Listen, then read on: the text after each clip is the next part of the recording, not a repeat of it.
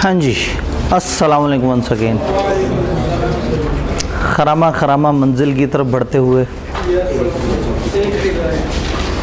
एक मज़ीद दिन रह गया और आज हमारा काफ़िला काफ़ी टूटा टूटा सा लग रहा है। लोगों ने सोचा कि अब एंड करीब है तो हम तकरीबन वैसे ही करें जैसे आखिरी लेक्चर्स में किया जाता है। तो क्रैश में वो सारे फ्लेवर नज़र आते हैं जो रेगुलर क्लास के होते हैं। रेगुलर क्लास स्टार्ट होती है, सारे बच्चे एक्साइटेड होते हैं। अगले दिन सारे झूठे वादे कर रहे होते हैं, हम साथ साथ चलेंगे, आग लगा देंगे, लुट मचा देंगे। 3-4 दिन बाद थोड़े से ठंडे होना, मतलब यहाँ का एक दिन रिप्रेजेंट करता है रेगुलर सेशन का 1 से 1.5 हफ्ता। कि रेगुलर सेशन 16-17 हफ्ते का होता है और ये 12 दिन। तो हर दिन, हर अगले हफ्ते बच्चों के ऊपर क्या गुजरी। फिर जैसे वहाँ अचानक से ईद आ जाती है, यहाँ अचानक से बारिश आ गई थी, तो बारिश ने एक दफ़ा बच्चों के हौसले तोड़ दिए। जैसे ईद से ऐसे हौसले टूटते हैं कि फिर वो वापस आ ही नहीं पाते, आते हैं तो पीछे रह चुके होते हैं। तो इस टाइम पे मुझे ऑनलाइन सुन रहे होंगे और सोच रहे होंगे कि वाकई सर सही कह रहे हैं कि तो हम फिज़िकल से फिर ऑनलाइन पे शिफ्ट हो गए, फिर पेंडिंग लेक्चर्स वाली कहानी। लेकिन शुक्र है जो कुछ भी करना है करना 12 दिनों में ही है।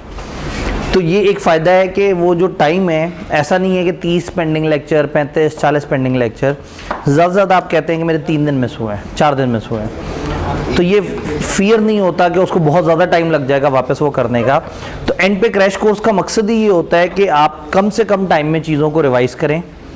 जिन्हें आता है उनका बहुत अच्छा रिवाइज़ हो जाए, जो दरमियान में थोड़े से कमज़ोर पड़ गए थे अपने उन एरियाज़ को स्ट्रॉन्ग कर लें, और जो बहुत ज़्यादा कमज़ोर हैं वो फिर बाकी सारी चीज़ें छोड़ के इसी सब्जेक्ट के पीछे पड़ें और सुबह शाम इसको करें, ताकि by the end of crash जो है वो 80-90% तैयारी कर चुके हो। हमारा जो है वो लास्ट वर्किंग डे होगा। डिपेंड करता है आज हम चैप्टर 3 कितना पढ़ते हैं, तो उसकी वजह से कल देखेंगे कि सर उसामा के पास कितना टाइम अवेलेबल होता है।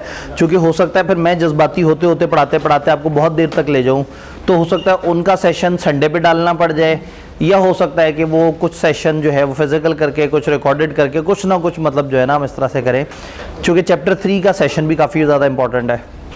तो क्या हम तैयार हैं?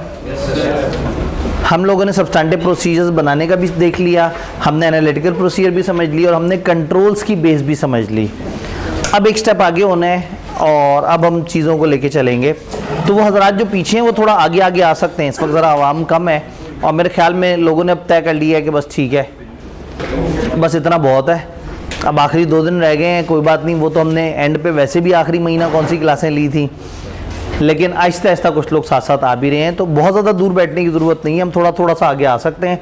तो मैं फिर कोशिश करूँगा कि माइक लगाया ही ना जाए, ताकि हम फिर तसल्ली से लेक्चर को लेके चल सकें।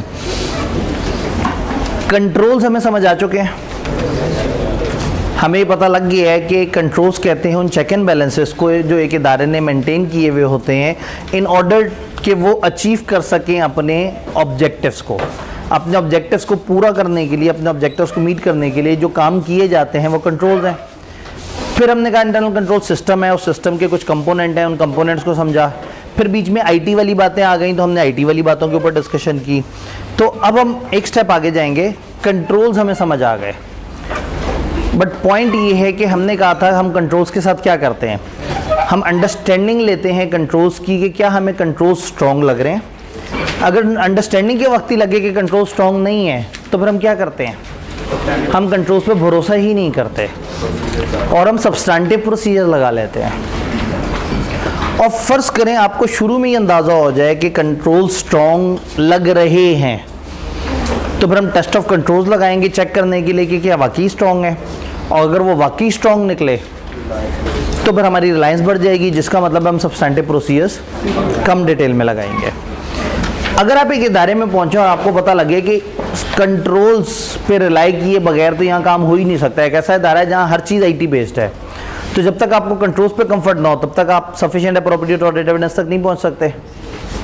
और कंट्रोल्स बेकार हों, एक एंटिटी जहाँ कंट्रोल्स पे रिलाई किए बगैर आप सब्सटैंटिव में एश्योरेंस नहीं ले सकते और उनके कंट्रोल्स क्या हों, बिल्कुल ही बेकार हों, तो ये भी सफिशिएंट अप्रोप्रिएट ऑडिट एविडेंस ना मिलने की एक एग्जांपल हो सकती है कि आपने ये तय किया है कि बगैर कंट्रोल्स पर रिलाई किए हम आगे नहीं चल सकते और कंट्रोल्स बहुत ज़्यादा इफेक्टिव नहीं है। जब हम लोग 705 के अंदर एग्जांपल्स देख रहे थे स्कोप लिमिटेशन की, तो एक एग्जांपल मैंने होल्ड कर ली थी, मैंने कहा अभी नहीं समझ आएगी, जब हम कंट्रोल्स को समझ चुके होंगे तब वो बात समझ आएगी।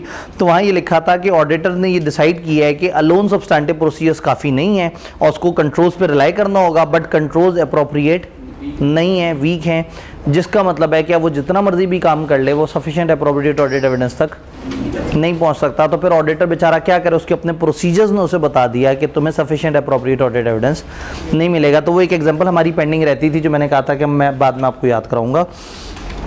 अब कंट्रोल्स की हमारी असेसमेंट है बेसिक कि वो स्ट्रॉन्ग लग रहे हैं, तब हमने चेक करना है वो स्ट्रॉन्ग है या नहीं है। अब पेपर में चैप्टर से रिलेटेड एग्जैक्टली दो ही तरह के सवाल आते हैं, या वो आपको कहते हैं कि ये एक सिस्टम है, ये एक निज़ाम है फलाना फलाना फलाना तरह का, ज़रा बताओ इसमें क्या कंट्रोल्स होने चाहिए, या वो कहते हैं एक निज़ाम है उसमें ये कंट्रोल्स हैं, बताओ उसके क्या टेस्ट ऑफ कंट्रोल्स होने चाहिए, या एक निज़ाम है इसमें बताओ क्या क्या वीकनेस हो सकती है और उसके लिए क्या अच्छे कंट्रोल्स आप सजेस्ट करते हो। तो एक तो सवाल आता है इस तरह का जो थ्योरेटिकल सा सवाल होता है जिसमें इंग्लिश लिखी होती है 2-3 लाइनों की और आपसे वो रट्टा पूछ रहे होते हैं। दूसरा एक सवाल आता है कि वो आपको एक सिचुएशन दे देते हैं, एक बड़ी सी सिचुएशन दे देते हैं, आप एक कंपनी में ऑडिट करने गए, वहाँ सेल यूँ होती है, फिर उसको ऐसे रिकॉर्ड करते हैं, फिर फलाना जगह रखते हैं, फिर ये डॉक्यूमेंट बनता है, फिर वो डॉक्यूमेंट बनता है, फिर ऐसा होता है वैसा होता है, ज़रा बताओ इसमें क्या प्रॉब्लम्स हैं। ये आपसे कह देते हैं बताओ इसमें क्या कंट्रोल्स हैं, या पूछ लेते हैं बताओ इसमें क्या कंट्रोल्स हैं, उसके टेस्ट ऑफ कंट्रोल्स क्या हैं। तो बात वहीं पर ही आ गई कि टेस्ट ऑफ कंट्रोल्स में फिर शायद क्या हमें उसी तरह का रट्टा लगाना पड़ेगा जैसे सब्सटैंटिव प्रोसीजर्स में हमारा ख्याल था कि 35-40 सब्सटैंटिव प्रोसीजर्स हैं एरियाज़ के, तो हम हर किसी को रट्टा मार लें। लेकिन वो रट्टा मारने से बच गए थे एक बंदे की वजह से, वो जिसने कोटेशन दी थी फलयुद्ध रस्फ्यू की। आसान बोलना है तो चाइना का मौजे तंग, ठीक है, मोजे तंग से मौजे तंग जो है ना वो जहन में रह सकता है। तो इन्होंने कहा था कि हम कौम को मछलियाँ नहीं देंगे, हम मछलियाँ पकड़ने का तरीका सिखाएंगे। सब्सटैंटिव प्रोसीजर में हमें मछलियाँ पकड़ने का तरीका समझ आ गया है। आप में से कुछ ने कुछ और एरियाज़ पे तजर्बा किया और आपको थोड़ा थोड़ा सा बेहतर फील हुआ होगा। शायद पहले दूसरे तीसरे तजर्बे में बहुत परफेक्ट रिजल्ट ना आए, लेकिन अगर आप 60-70% ऑफ द कंटेंट को गेस करने में कामयाब हो गए तो बड़ी बात है। आप अगली दफ़ा किताब से पढ़ेंगे, फिर अगली दफ़ा दोबारा सोचेंगे तो आपकी सोच थोड़ा ज़्यादा रिफाइन हो चुकी होगी। Same goes with test of control. Test of control में भी रादर देन कि हम जितने भी कंट्रोल्स के मोटे मोटे मेन निज़ाम है उनके सारे कंट्रोल्स की एक लिस्ट देखें, उस सारे को रट्टा मार लें और फिर पेपर में दुआ करें कि अल्लाह करे रट्टे वाला सवाल आए ताकि हम ठगाठक लिख दें। और अगर लॉजिकल सवाल आ जाए तो हमने जो रट्टा मारा हुआ उसके बाद सोचते ही रह जाएंगे अब हमने उस रट्टे को यहाँ इस्तेमाल कैसे करना है। तो इसमें भी हम वही काम करेंगे जैसे हमने सब्सटैंटिव प्रोसीजर में किया था, हम उसकी रूह में उतर गए थे, उसकी रूह समझी थी, उसकी रूट कॉज समझी थी कि सब्सटैंटिव प्रोसीजर क्यों लगाए जाते हैं। इसलिए लगाए जाते हैं कि अजर्शंस वेरीफाई करनी होती हैं। तो फिर क्या होंगे सब्सटैंटिव प्रोसीजर? वो प्रोसीजर जिनसे अजर्शंस वेरीफाई होती हैं। तो अब देखेंगे कि ये जो कंट्रोल्स हैं ये क्यों लगाए जाते हैं। कंट्रोल्स इसलिए लगाए जाते हैं ताकि किसी भी प्रोसेस को हम ज़्यादा फाइन ट्यून कर सकें और किसी भी प्रोसेस के आउटकम या रिजल्ट को हम ज़्यादा बेहतर तरीके से समझ सकें। तो अगर हमें कुछ आइडियल वो प्रोसेस समझ आ जाएं जहाँ पे कंट्रोल्स लगाए जाते हैं तो हमारे लिए ज़िंदगी थोड़ी सी आसान हो जाएगी। तो जब हम इस चैप्टर की बात करते हैं तो यहाँ पे दो तरह के सवाल आते हैं, या क्रैमिंग यानी कि नॉलेज बेस्ड, या एप्लीकेशन यानी कि लॉजिकल सवाल। लॉजिकल सवाल में सिनेरियो दे के आपसे पूछा जाता है और यहाँ आपसे रटा पूछा जाता है। इनमें से कोई भी सवाल आए हम उसको आंसर कर सकते हैं ख़ास तरीके से। मैं अगर आपसे कहूँ कि बताएं कॉलेज में एडमिशन करते वक्त क्या कंट्रोल्स होने चाहिए तो आप मुझे ठगाठक बता देंगे। अगर मैं कहूँगा एक कॉलेज में बच्चे से पैसे रिकवर करने के क्या कंट्रोल्स होने चाहिए आप मुझे फ़ौरन से बता देंगे। एक कॉलेज वालों के पास स्टूडेंट कार्ड की फैसिलिटी क्यों होनी चाहिए आप मुझे फ़ौरन से बता देंगे अगर मैं इस तरह का सवाल पूछूं।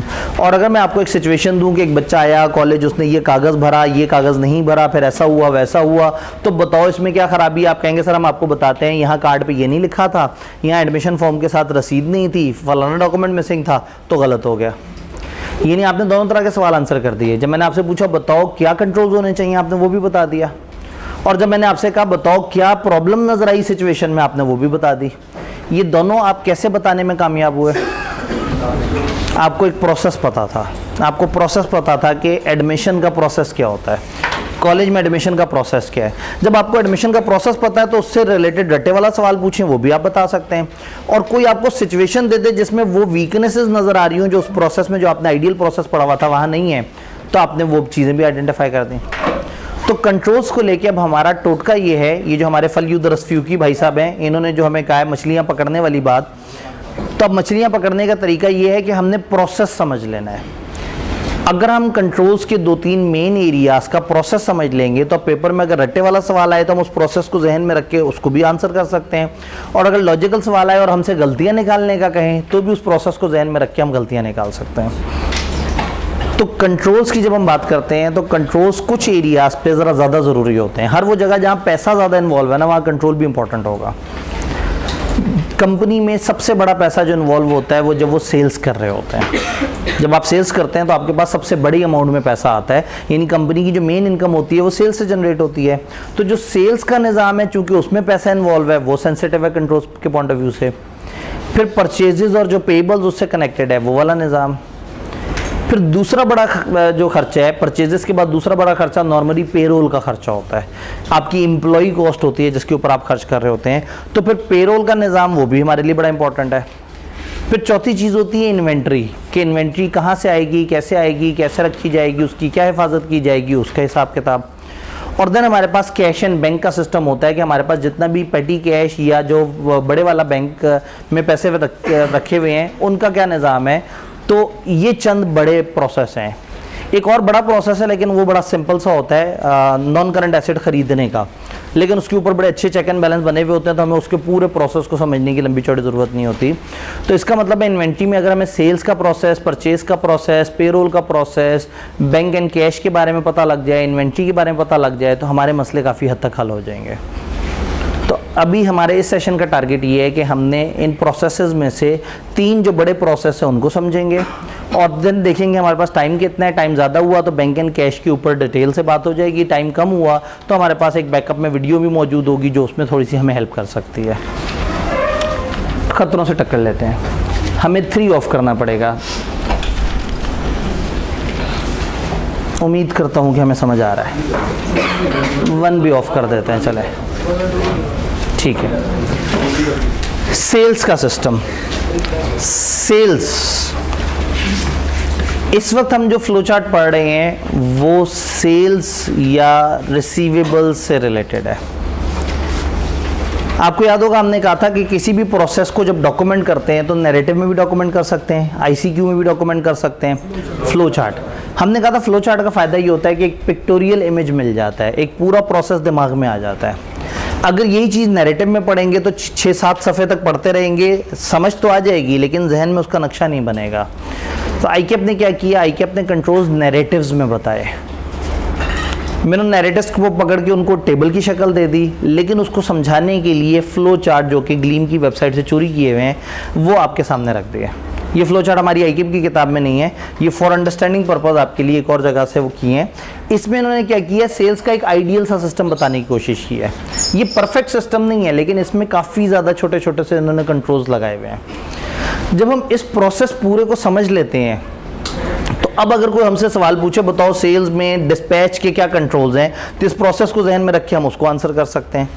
और इसी तरह से अगर कोई हमें बताए कि एक सिनेरियो है जिसमें एक बंदे ने यूं सेल किया, ऐसे किया, वैसे किया, वैसे किया, बताओ क्या ख़राबी है, हम इस आइडियल सिस्टम को सोच के वो ख़राबी भी बता सकते हैं। तो थोड़ा सा समझने की कोशिश करते हैं कि सेल्स का एक अच्छा आइडियल निज़ाम क्या है या नियर टू आइडियल निज़ाम क्या है जिसके अंदर बहुत ज़्यादा कंट्रोल्स ऑलरेडी बिल्ट इन हुए हैं। इस फ्लो चार्ट के मुताबिक यहाँ से फ्लो चार्ट स्टार्ट होता है। नॉर्मली एक टर्मिनेटर्स लगे होते हैं कि स्टार्ट एंड कहाँ से होगा, तो वो स्टार्ट का एक बटन सा बना हुआ होता है ओवल सा। यहाँ से फ्लो चार्ट स्टार्ट हुआ, ये कस्टमर का ऑर्डर है, ऊपर लिखा हुआ है customer, sales department, warehouse department, shipping department. तो ऊपर डिपार्टमेंट या इदारे बने हुए हैं और नीचे फ्लो है। तो सबसे पहले क्या हुआ, कस्टमर ने कस्टमर ऑर्डर दिया। एक कस्टमर को चीज़ खरीदनी है, उसने कस्टमर ने एक ऑर्डर बनाया और वो ऑर्डर हमारे इदारे को भेज दिया। इस लाइन से उधर कस्टमर और इस लाइन से इधर हमारा इदारा है। कस्टमर का ऑर्डर पहुंचा हमारे सेल्स वालों के पास। हमारे सेल्स वालों ने देखा कि हाँ भाई ये हमारा ही कस्टमर है, ये अप्रूव कस्टमर्स में से है या नहीं है। हाँ जी हमारा कस्टमर है, उसके साथ बातचीत की, उससे पूछा हाँ भाई ये क्या ऑर्डर होते हैं, कहा जी ये चीज़ इस तरह से चाहिए। उन्होंने कहा चलो हम पता करके आपको बताते हैं। सेल्स वालों ने उसका जो सेल्स ऑर्डर है वो उठा के फॉरवर्ड कर दिया ट्रेजरर या डिपार्टमेंट वालों को। ये वो लोग हैं जिनके पास सारे कस्टमर्स की हिस्ट्री आ रही है, कौन सा नया कौन सा पुराना कस्टमर है, किसको क्रेडिट लिमिट ज़्यादा मिली हुई है, किसको कम मिली हुई है, कौन से ऐसे लोग हैं जिन्होंने बैड डेट की है, कौन से ऐसे लोग हैं जो रेगुलरली अपने पैसे दे रहे होते हैं। अगर ये एक नया कस्टमर होगा तो उसके बारे में भी एक सिस्टम होगा कि देखेंगे इस नए कस्टमर को कितना अप्रूव करें, इसको कितना माल दें। नए कस्टमर पे आप ज़्यादा भरोसा नहीं करता, आप उसे कम माल देते हैं या आप उससे सिक्योरिटी ले लेते हैं। तो कस्टमर का ऑर्डर हमने भेजा है यहाँ क्रेडिट वालों के पास। क्रेडिट वालों ने अच्छी तरह से चेक किया कि वो कस्टमर की लिमिट कितनी है, कस्टमर को हम कितना क्रेडिट दे सकते हैं, उसका पिछला बैलेंस कितना है, उसकी इस वक्त अमाउंट कितनी है, क्या हम उसको ओके करें या ना करें। कर दिया इन्होंने ओके। जब इन्होंने ओके किया तो इन्होंने 5 कॉपियाँ बनाई अप्रूव सेल्स ऑर्डर की और 5 अलग अलग डिपार्टमेंट्स को भेज दी। अब अगेन ये कहानी और ये फ्लो जब समझ आ जाएगा तो फिर हमारे लिए इसके सवाल सॉल्व करना काफ़ी ईजी हो जाएगा। ये 5 डॉक्यूमेंट्स भेज दिए। अप्रूव सेल्स ऑर्डर की कॉपी मिली सेल्स वालों को। सेल्स वालों ने ऑर्डर भिजवाया था कि कस्टमर कहता है उसे ये चीज़ चाहिए, और क्रेडिट वालों ने कहा ओके टेंशन मत लो हमने अप्रूव कर दिया है। तो ये क्या करेंगे, इसकी एक्नॉलेजमेंट उठा के दे देंगे कस्टमर को। ये लोग होते हैं जो कस्टमर के साथ बातचीत कर रहे होते हैं। कस्टमर से कहेंगे आपने जो ऑर्डर भेजा था हमारे इदारे वालों ने उस ऑर्डर को अप्रूव कर दिया, परेशान मत हो, इतने दिन में माल आप तक पहुंच जाएगा। कस्टमर फौरन से देखे कि उसने जितना ऑर्डर भेजा था क्या अप्रूव उतना ही ऑर्डर हुआ है। कहीं सेल्स वालों ने ऐसा तो नहीं किया कि उसने कहा था 100 यूनिट चाहिए, इन्होंने 120 यूनिट अप्रूव करवा लिया कि चलो एक दफ़ा 120 यूनिट होंगे, 20 हम रख लेंगे, 100 से भिजवा देंगे। उसकी हालत ख़राब हो जानी है कि भाई मैंने तो 100 का ऑर्डर दिया था, तुम मुझे क्यों 120 की एक्नॉलेजमेंट दे रहे हो, अल्टीमेटली पैसे तो मैंने देने हैं। तो ऐसे में अंदर का कोई बंदा गड़बड़ नहीं कर सकता और जितना वो एग्री हुआ है उतना ही यहाँ पे चीज़ें आएंगी। उसने एक्नॉलेजमेंट देखी, अपने ऑर्डर से मैच की और मुतमईन हो गया, इसने कंफर्म कर दिया हाँ जी मैंने यही ऑर्डर दिया था, आप लोगों ने बिल्कुल मुझे सही से वो किया है। मीनवाइल वेयर हाउस वालों को जब अप्रूव सेल्स ऑर्डर मिला था तो उन्होंने क्या किया, उन्होंने गुड्स उठाए, जो चीज़ें सामान थी उनको डब्बों में डाला, डब्बे बंद किए और डब्बों के ऊपर पैकिंग स्लिप पे लिख दिया कि इसमें फ़लाना तरह की चीज़ इतनी, फ़लाना तरह की चीज़ इतनी, फ़लाना तरह की चीज़ इतनी है। तो फॉर एग्जांपल आपने किसी को ऑर्डर भेजा और उनसे कहा है कि मुझे 4 तरह के कैमरे चाहिए, तो उन्होंने उनको डब्बे में डाला और बाहर लिख दिया कि इसमें कैमरा फ़लाना कैटेगरी वाला 1, फ़लाना कैटेगरी वाले 2 और फ़लाना कैटेगरी वाला 1। तो पैकिंग स्लिप से मुराद क्या है, डब्बे के बाहर डिस्क्रिप्शन लिख दी जाए कि इस डब्बे के अंदर क्या क्या चीज़ें हैं। ये चीज़ें डाली और ये उठा के दे दिया शिपिंग वालों को जिन्होंने सामान लेके जाना है। इस फ्लो चार्ट को देख के हमें सेग्रीगेशन ड्यूटीज़ बड़ी अच्छी समझ आ जाती है।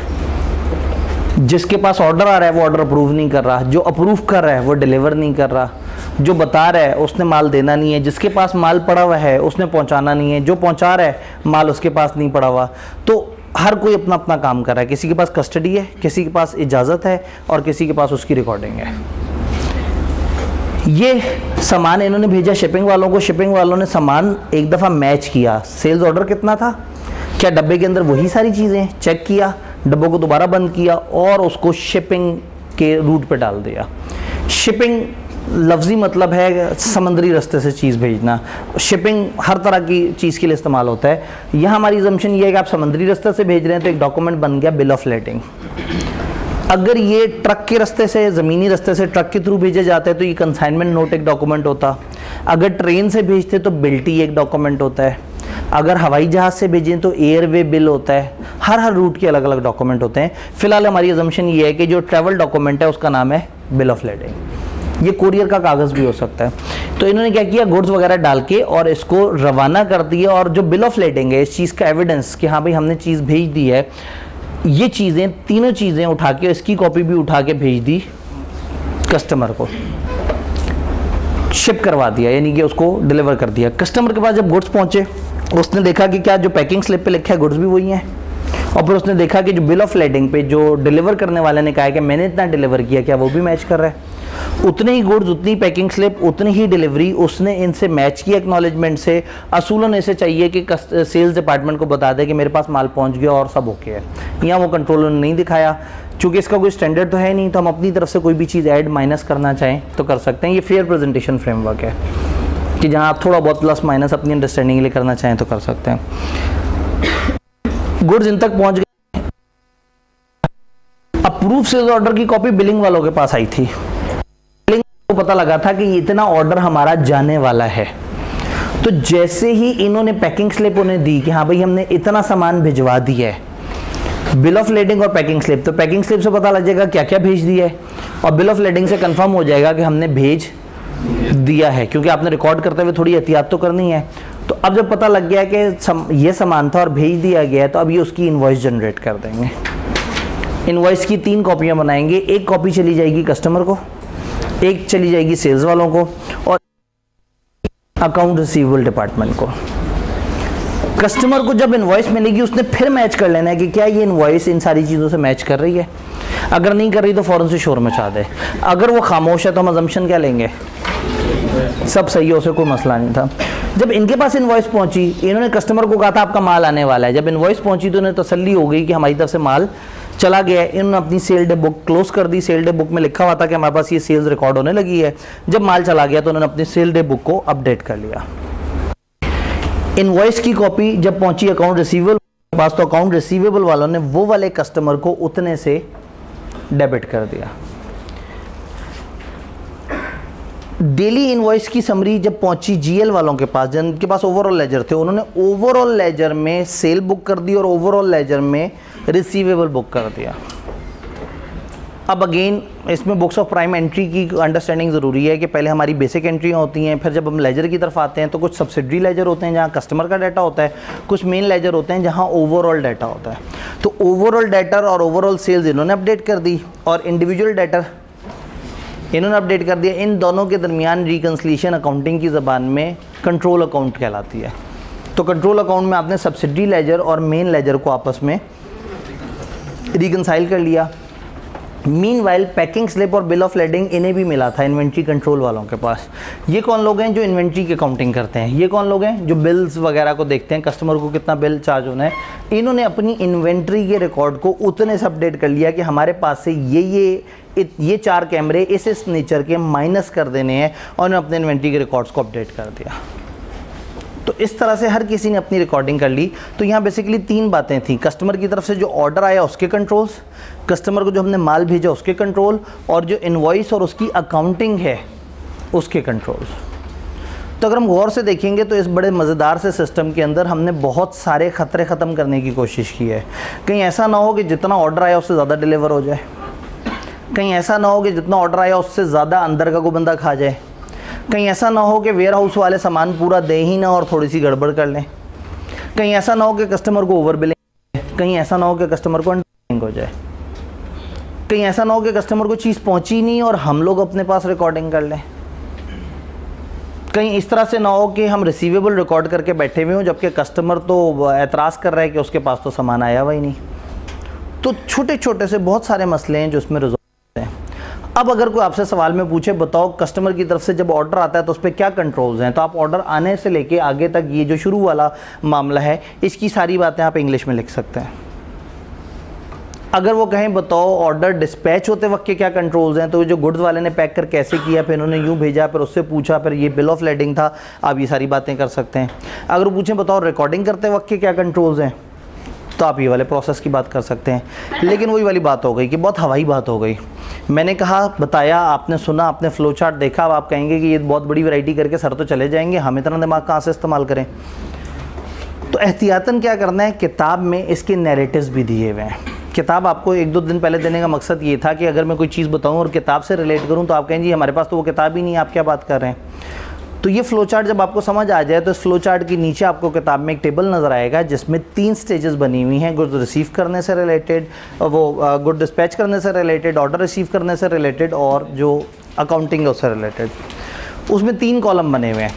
एक कॉलम बताता है हमारा मकसद या रिस्क क्या है जिसके लिए कंट्रोल लगाए जाते हैं, सेकेंड कॉलम बताता है हमारे कंट्रोल्स क्या हैं, और थर्ड कॉलम बताता है टेस्ट ऑफ कंट्रोल। सरप्राइजिंगली पढ़ हम टेस्ट ऑफ कंट्रोल रहे हैं लेकिन हम समझ रहे हैं, चूँकि टेस्ट ऑफ कंट्रोल सबसे आसान बात है। 1 ऑन कर दीजिएगा। टेस्ट ऑफ कंट्रोल बड़ी आसान बात है। अगर आपको कंट्रोल्स पता हैं तो आपने सिर्फ चंद हेल्पिंग वर्ड्स यूज़ करके टेस्ट ऑफ कंट्रोल्स बना लेने हैं। कंट्रोल ये है कि वेयर हाउस वाला पैकिंग स्लिप लगा के भेजेगा। तो टेस्ट ऑफ कंट्रोल है चेक करो, कंफर्म करो, वेरीफाई करो कि क्या उसने पैकिंग स्लिप लगा के भेजी थी या नहीं। कंट्रोल ये है कि इनवॉइस देखे बगैर अकाउंट रिसीवेबल वाला एंट्री नहीं करेगा। तो कंफर्म करें क्या एंट्री के वक्त उसके पास रसीद अवेलेबल थी या नहीं थी। तो आपको जो भी कंट्रोल्स पता है ना, कंट्रोल के साथ लिख दें check that, examine that, verify that, observe that, investigate that, inspect that. आप इस तरह के वर्ड्स लगा के टेस्ट ऑफ कंट्रोल्स बना सकते हैं। तो टेस्ट ऑफ कंट्रोल मुश्किल नहीं है, मुश्किल है कंट्रोल्स। अगर कंट्रोल समझ आ जाए तो आप उसके साथ ये वर्ड्स यूज़ करके अपनी ज़िंदगी आसान कर सकते हैं। क्या सब लोगों को बात समझ आ रही है? तो दो तरह के सवाल, जो रट्टे वाला सवाल वो कहेगा बताओ प्रोसेस के कंट्रोल, आपने प्रोसेस आपके जहन में होगा और सिर्फ जहन में नहीं होगा, आपने वो वाला जो टेबल है उसको एक दो दफ़ा पढ़ लिया होगा। उसमें सबसे ज़रूरी होगा सेंटर वाला कॉलम जिसमें कंट्रोल्स दिए हुए हैं, उसको आपने एक दो दफ़ा देखा होगा तो पेपर में आप उसको लिख पाएंगे। नहीं रटा याद आएगा, फ्लो जहन में आ गया तो आप खुद से भी लिख सकते हैं। दूसरी तरह का सवाल, एक सिचुएशन आपको दे दी और सिचुएशन में आपसे तबसरा करवा लिया कि हाँ भाई ये सिचुएशन है, बताओ कुछ गड़बड़ तो नहीं हो रही। जैसे रेगुलर क्लास में मैं ये चीज़ समझाने के लिए क्या करता हूँ, एक छोटी सी एग्जांपल दे देता हूँ, उससे पता लग जाता है कि जो अभी हमने फ्लो चार्ट पढ़ा, ये पढ़ने के बाद हमारे अंदर जो नई स्किल आ गई थी वो किस तरह से इस्तेमाल होनी है। तो एक दफ़ा वन ज़रा ऑफ कीजिए। एक एग्जांपल दी हुई है एक बिज़नेस की, आपने सुनना है और फिर देखना है कि उसमें आपको क्या मसले नज़र आए। Roses any time sales roses wholesale, ये होलसेल पे फूल बेचते हैं। कस्टमर टेलीफोन कर देता है कंपनी को और उनके ऑर्डर को एक क्लर्क ले लेता है। क्लर्क को वो फ़ोन करते हैं, वो फ़ोन पे उनका ऑर्डर सुन लेता है, डिटेल लेता है उनसे रोजेज़ की, एड्रेस उनसे पूछता है कि कहाँ डिलीवर होना है और उनके बैंक अकाउंट की डिटेल ले लेता है कस्टमर की। फिर फ़ोन बंद करके वो क्या करता है, ये सारी डिटेल उठा के कंपनी के कंप्यूटर सिस्टम में डाल देता है और ये कंपनी के इन्वेंट्री सिस्टम के साथ इंटीग्रेट है। जब वो सिस्टम में डालता है तो उसको लिखा नज़र आ जाता है पीछे के फूल पड़े हुए हैं हमारे पास या नहीं पड़े हुए। कंपनी का स्टैंडर्ड क्रेडिट टर्म्स ये है कि आपने महीने बाद पेमेंट करनी है, ऑर्डर डिलीवर होने के बाद महीने बाद। ऑर्डर डिलीवर कब करने हैं? 48 घंटे में। और पेमेंट कब लेनी है? 1 महीने बाद। अक्सर कस्टमर बैंक ट्रांसफ़र से पे कर देते हैं, तो एक अकाउंट रिसीवेबल लेजर भी बनाया हुआ है और कस्टमर को महीने में एक दफ़ा स्टेटमेंट भेज देते हैं कि भाईजान आपका इतना हमारे ज़िम्मे रिसीवेबल हमारे पास आपका आ रहा है। Credit limit credit controller set करता है। कैसे सेट करता है? एक स्टैंडर्ड फार्मूला है और वो ऑटोमेटिकली कंप्यूटर सिस्टम खुद ही से लगा देता है। जिसने भी कहा मुझे फूल चाहिए तो कंप्यूटर सिस्टम में एक फार्मूला था, उसने बता दिया चलो ये इस तरह का बंदा है, चलो जी इसको इतनी हम लिमिट दे देते हैं और ये चीज़ सेट हो जाती है। अब आपने ये बताना है, नीचे रिक्वायरमेंट को इग्नोर करके आपने ये बताना है कि आपको इस सिस्टम में, लाइट 1 ऑन कर दीजिएगा ज़रा, इस सिस्टम में आपको क्या खामी नज़र आई? टेलीफोन रिकॉर्ड नहीं है, रिटर्न रिकॉर्ड नहीं है। अब देखें ना हमारा सिस्टम क्या था, एक राइटिंग में ऑर्डर आया था और क्लर्क एक वो कर रहा है, जिसने अकाउंटिंग करनी है, जिसी ने सारा कुछ करना है, मतलब ये वन मैन शो है ना, ये एंट्रियां भी रिकॉर्ड कर रहा है, ये सारा कुछ कर रहा है। सेग्रीगेशन ऑफ ड्यूटी नज़र नहीं आई। 1 मंथ क्रेडिट पीरियड, इतना बड़ा क्रेडिट पीरियड, और आप कौन सी बहुत ज़्यादा ड्यूरेबल किस्म की प्रोडक्ट भेज रहे हैं, फूल जो 2 दिन में ख़त्म हो जाएंगे। तो 1 महीने का क्रेडिट पीरियड, ये भी समझ नहीं आ रहा।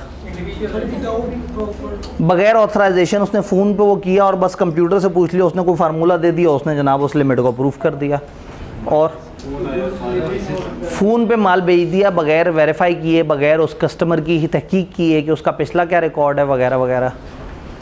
और उसने माल कैसे भेजा इसके बारे में हमें नहीं पता। ऑर्डर डबल जा सकता है, कोई हिसाब किताब ही नहीं। महीने में एक दफ़ा कंफर्म करेंगे कस्टमर से कि हाँ भाई कितना चल रहा है।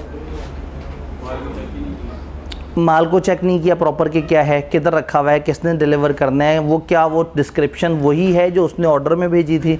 ऑर्डर की कॉपी तो हर जगह आपने भेजी नहीं जी। 48 घंटे में जो डिलीवर करने का टाइम है, उससे फिर कस्टमर से किसी ने एक्नॉलेजमेंट ही नहीं ली, किसी ने उसके ऑर्डर की एक्नॉलेजमेंट भी नहीं ली, उसको माल मिल गया तो भी किसी ने एक्नॉलेजमेंट नहीं ली। और तो ये हम इतने चैंपियन एकदम से कैसे हो गए बैठे बैठे? चूँकि हमने एक सिस्टम समझ लिया है। अगर आपको एक सिस्टम की, एक प्रोसेस की अच्छे से अंडरस्टैंडिंग है तो अब आपको अगर कोई भी फजूल सा सिस्टम बताएगा आप फ़ौरन से उस पर एतराज़ कर देंगे, क्योंकि आपको अपने आइडियल सिस्टम के कंट्रोल्स नज़र नहीं आ रहे होंगे। तो टेस्ट ऑफ कंट्रोल्स का सबसे बेस्ट तरीका ये है कि आप प्रोसेस को समझ लें। जब प्रोसेस समझ लिया, यानी कि यहाँ मछलियाँ पकड़ने का तरीका ये है कि प्रोसेस ग्रिप में आ जाए।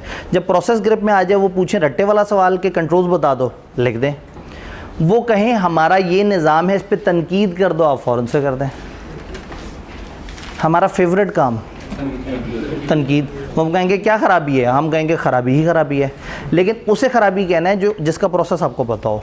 क्योंकि हो सकता है उनके दो पार्टों में कहें, एक पार्ट ख़राबियाँ बताओ, दूसरा पार्ट बताओ इसके आइडियल कंट्रोल्स क्या होने चाहिए, और दुआ करें एक तीसरा पार्ट भी हो, कहें इसके टेस्ट ऑफ कंट्रोल बता दो। क्योंकि उसमें तो आपने सिर्फ कंट्रोल वाला कॉलम पकड़ना है और उसके साथ बस आपने अल्फाज, बस कोशिश करना है कि हर अगला लफ्ज़ पिछले से थोड़ा मुनफरिद हो, ताकि देखने वाला बोर ना हो। अगर आप चेक दैट करते रहेंगे तो ज़रा थोड़ा सा फीका फीका सा हो जाएगा काम। तो ये जो नीचे टेबल है ना, ये टेबल को पढ़ने से आपको ये थोड़ी सी साइंस समझ आ जाएगी कि आपने ये काम कैसे करना है। तो रट्टे की तरफ नहीं जाना उन लोगों ने जिनको समझ आ गई। लेकिन कुछ ऐसे लोग जो ये मानते हैं कि भाईजान फ्लो चार्ट पता नहीं क्या चीज़ होता है और मैं आज तक हमेशा रट्टा मार के ही पास होता आया हूँ, तो भाई मैं उस बच्चे को नहीं रोक रहा। अगर वो नीचे दिए गए टेबल को प्योर रट्टा मारना चाहे तो भाई जिम्मेदारी अपनी अपनी। अगर आपको यूँ ज़्यादा अच्छा लगता है तो आप उस तरह से कर लें। हमारी कोशिश ये है कि अगर प्रोसेस समझ आ जाए तो पेपर में किसी भी किस्म का सवाल आ जाए आप उसमें खामियां तलाश कर सकते हैं। अभी आज ड्राफ्टिंग का जब सेशन होगा, आज जब वो प्रैक्टिस होगी, तो उस टाइम पर भी आपके सामने सवाल रखे जाएंगे। तो देखना है कि आपको ये जो अंडरस्टैंडिंग डेवलप हुई है, क्या इसकी बेस पर आप सही से एतराज़ या प्रॉब्लम्स आइडेंटिफाई कर पा रहे हैं या नहीं। भाई का एक सवाल है, जैसे आपने जब फ्लो चार्ट से देख के बनाने कंट्रोल करने, फॉर एग्जांपल इस तरह करेंगे क्रेडिट डिपार्टमेंट को सेल्स ऑर्डर रिसीव करना चाहिए, फिर उसको अप्रूव करके आगे भेजना चाहिए। जी बिल्कुल, आप इस तरह से आप कह सकते हैं कि इसमें अलग अलग डिपार्टमेंट्स इन्वॉल्व होने चाहिए। क्रेडिट डिपार्टमेंट को सेल्स ऑर्डर अप्रूव करना चाहिए और सेल्स वालों को कम्युनिकेट करना चाहिए। तो बेसिकली इसी फ़्लो को आप सादा इंग्लिश में बताएंगे और मज़ीद नीचे दिया गया टेबल भी आपको किसी हद तक हेल्प कर देगा। प्रोसेस ज़हन में हो तो टेबल की भी ज़रूरत नहीं है, लेकिन खाली टेबल याद किया हो और प्रोसेस दिमाग में ना हो तो ज़्यादा नुकसानदेह काम है। बात समझ आई? तो पहले वाले पे हमने ज़्यादा टाइम लगाना था ये समझने के लिए कि फ्रेमवर्क क्या है, हम किस तरह से कर रहे हैं। मैं दोबारा याद करा दूं, पेपर में दो तरह के सवाल आते हैं, या सीधा सीधा रट्टे वाला सवाल कि इस प्रोसेस के कंट्रोल्स बता दो, या दूसरा सवाल कि ये एक प्रोसेस है, वो आपको एक प्रोसेस और कहें में क्या ख़राबी है और इसमें क्या अच्छे अच्छे कंट्रोल्स लगाए जा सकते हैं। तो दोनों तरह के सवालों को आप इस फ्रेमवर्क से आंसर कर सकते हैं।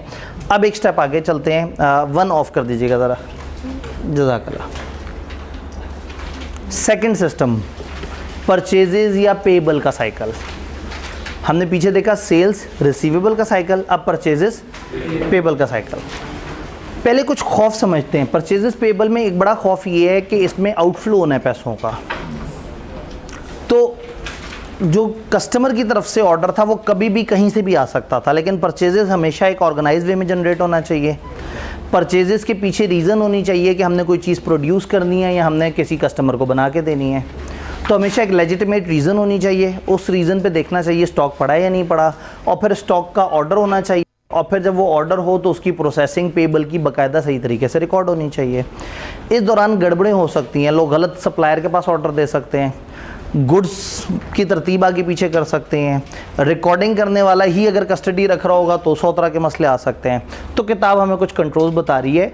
अगेन अच्छे कंट्रोल्स हैं लेकिन परफेक्ट कंट्रोल्स नहीं है। आप अपनी पसंद से इसमें कुछ और चीज़ें ऐड करना चाहें तो ऐड कर सकते हैं, क्योंकि सब्सटैंडर्ड प्रोसीजर की तरह इसका भी कोई स्टैंडर्ड नहीं है और ये हर कोई अपने अल्फाज में लिख सकता है। कहानी शुरू होती है स्टार्ट से। एक बड़े फ्लो चार्ट में इस तरह का ओवल हमें फ़ौरन से बता देता है कि कहानी कहाँ से स्टार्ट हो रही है। स्टार्ट से कहानी स्टार्ट हुई है। ये कौन सा डिपार्टमेंट है भला? ये कौन लोग थे? इनके पास इन्वेंट्री के रिकॉर्ड्स होते हैं। इन्वेंट्री पड़ी नहीं होती, वो तो वेयर हाउस वालों के पास पड़ी है। इनके पास इन्वेंट्री की अकाउंटिंग होती है, उसके इन्वेंट्री कंट्रोल वालों को नज़र आया कि हमारे पास फलाना इन्वेंट्री हमारे उस लेवल से नीचे चली गई है। कुछ कॉस्ट अकाउंटिंग याद है? कुछ लीड टाइम्स होते थे, तो कुछ एक मिनिमम इन्वेंट्री लेवल होता था, तो एक ऐसा पॉइंट आता था जिस पर रीऑर्डर लेवल आ जाता था। तो अगर आपकी एक अच्छी मैनेजमेंट होगी, मैनेजमेंट अकाउंटिंग, तो समहाउ आपके पास हर तरह के एरिया का एक रीऑर्डर लेवल सेट हुआ होगा। तो परचेज ये इन्वेंट्री कंट्रोल वालों को यहाँ से पता लग जाएगा कि कौन कौन से आइटम्स में इस वक्त अब वो लेवल आ गया है, अब उसकी ऑर्डर होने की ज़रूरत है।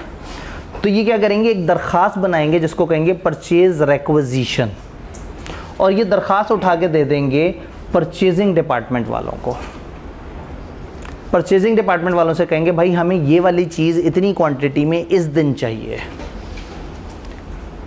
परचेज वाले एक परचेज ऑर्डर बनाएंगे और इन दोनों की कॉपी उठा के दे देंगे अकाउंट्स पेबल वालों को। अकाउंट्स पेबल वालों से कह देंगे कि भाई एक्सपेक्ट करना शुरू कर दो, हमारी एक लायबिलिटी आने वाली है।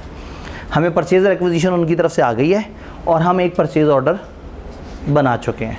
तो इनको आपने बता दिया अकाउंट्स पेबल वालों को कि हाँ भाई एक लायबिलिटी बुक होने वाली है। इस परचेज ऑर्डर की आपने 2 कॉपियाँ, एक रिसीविंग जो आपके फैक्ट्री में, आपके गोदाम में या जो भी जगह है दरवाजे पे बैठे हुए उनको भेज दिया, और एक कॉपी भेज दी वेंडर को।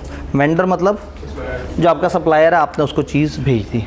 अब यहाँ सप्लायर का अपना सेल्स का वो सिस्टम चलेगा जो अभी थोड़े पहले हमने देखा। ये जो आप फ्लो चार्ट देख रहे हैं ये कट हुआ हुआ फ्लो चार्ट है। ये एक बड़ा फ्लो चार्ट था जिसमें एक तरफ सेल्स का सिस्टम था, एक तरफ परचेज का सिस्टम था, वो आपस में कनेक्ट हुए हुए थे। तो इसके पीछे वो वाला फ्लो चार्ट है। अब ये है कस्टमर और ये है सेलर, तो ये अपना वही सारा सिस्टम चलाएगा और भेज देगा गुड्स। वो सारी चीज़ें रिपीट कर सकते हैं जो पीछे पड़ा था कि ये इनको कंफर्म कर देगा, ये उनसे रब्ता करेगा, ये उनसे पूछेगा। अब गुड्स पैकिंग स्लिप और यहाँ बिल ऑफ लेडिंग भी लगा सकते हैं। ये चीज़ें भेज देगा हमारा सप्लायर हमारी कंपनी को। जब कंपनी को भेजेगा तो वो इन्वेंट्री कंट्रोल वालों को नहीं भेजेगा, परचेस करने वालों को नहीं भेजेगा, वो दरवाजे पे भेजेगा। दरवाजे पे जो लोग हैं वो गुड्स देखेंगे, पैकिंग स्लिप देखेंगे और देखेंगे परचेज ऑर्डर जो उनको परचेज वालों ने बताया था कि हमने इतना माल मंगवाया हुआ है, ताकि दरवाजे पे इंतज़ार करें और जब शॉर्ट हो तो कहें भाई 4-5 दिन हो गए वो माल नहीं पहुंचा अभी तक, ताकि अगर किसी ने गड़बड़ की है बीच में तो वो पकड़ा जाए। तो इन्होंने दरवाजे पे ये गुड्स और पैकिंग स्लिप रिसीव की, दरवाजे पे ही उन गुड्स को गिना, उस पैकिंग स्लिप के साथ मैच किया, तस्दीक हो गई तो उन्होंने क्या किया, गुड्स भेज दिए वेयर हाउस वालों को और पैकिंग स्लिप भेज दी इन्वेंट्री कंट्रोल वालों को। फिजिकल गुड्स वेयर हाउस को दे दिए और पैकिंग स्लिप इन्वेंट्री कंट्रोल वालों को, और एक रिपोर्ट बनाई गुड रिसीव नोट। वो जो उन्होंने सामान दिया था, उन्होंने जो चीज़ें आके दी थी, आपने उस पर साइन किया, एक कॉपी उन्हें दी, एक अपने पास रखी, तो ये बन गया गुड्स रिसीव नोट। वो भी हो सकता है और एक बड़ी खूबसूरत सी रिसीविंग रिपोर्ट भी हो सकती है। तो रिसीविंग रिपोर्ट या गुड रिसीव नोट ये वो डॉक्यूमेंट है जो उस बंदे की तरफ से भी वेरीफाइड है जिसने माल डिलीवर किया है और आपके दरवाजे वालों ने भी इस पर साइन किए हुए हैं। इसकी कॉपीज़ उठा के हर डिपार्टमेंट में भेज दी, वेयर हाउस वालों को, इन्वेंट्री कंट्रोल वालों को, परचेज वालों को और इनको। अब वेयर हाउस वालों को सामान भेजा है और वेयर हाउस वालों को ये रिपोर्ट भेजी है।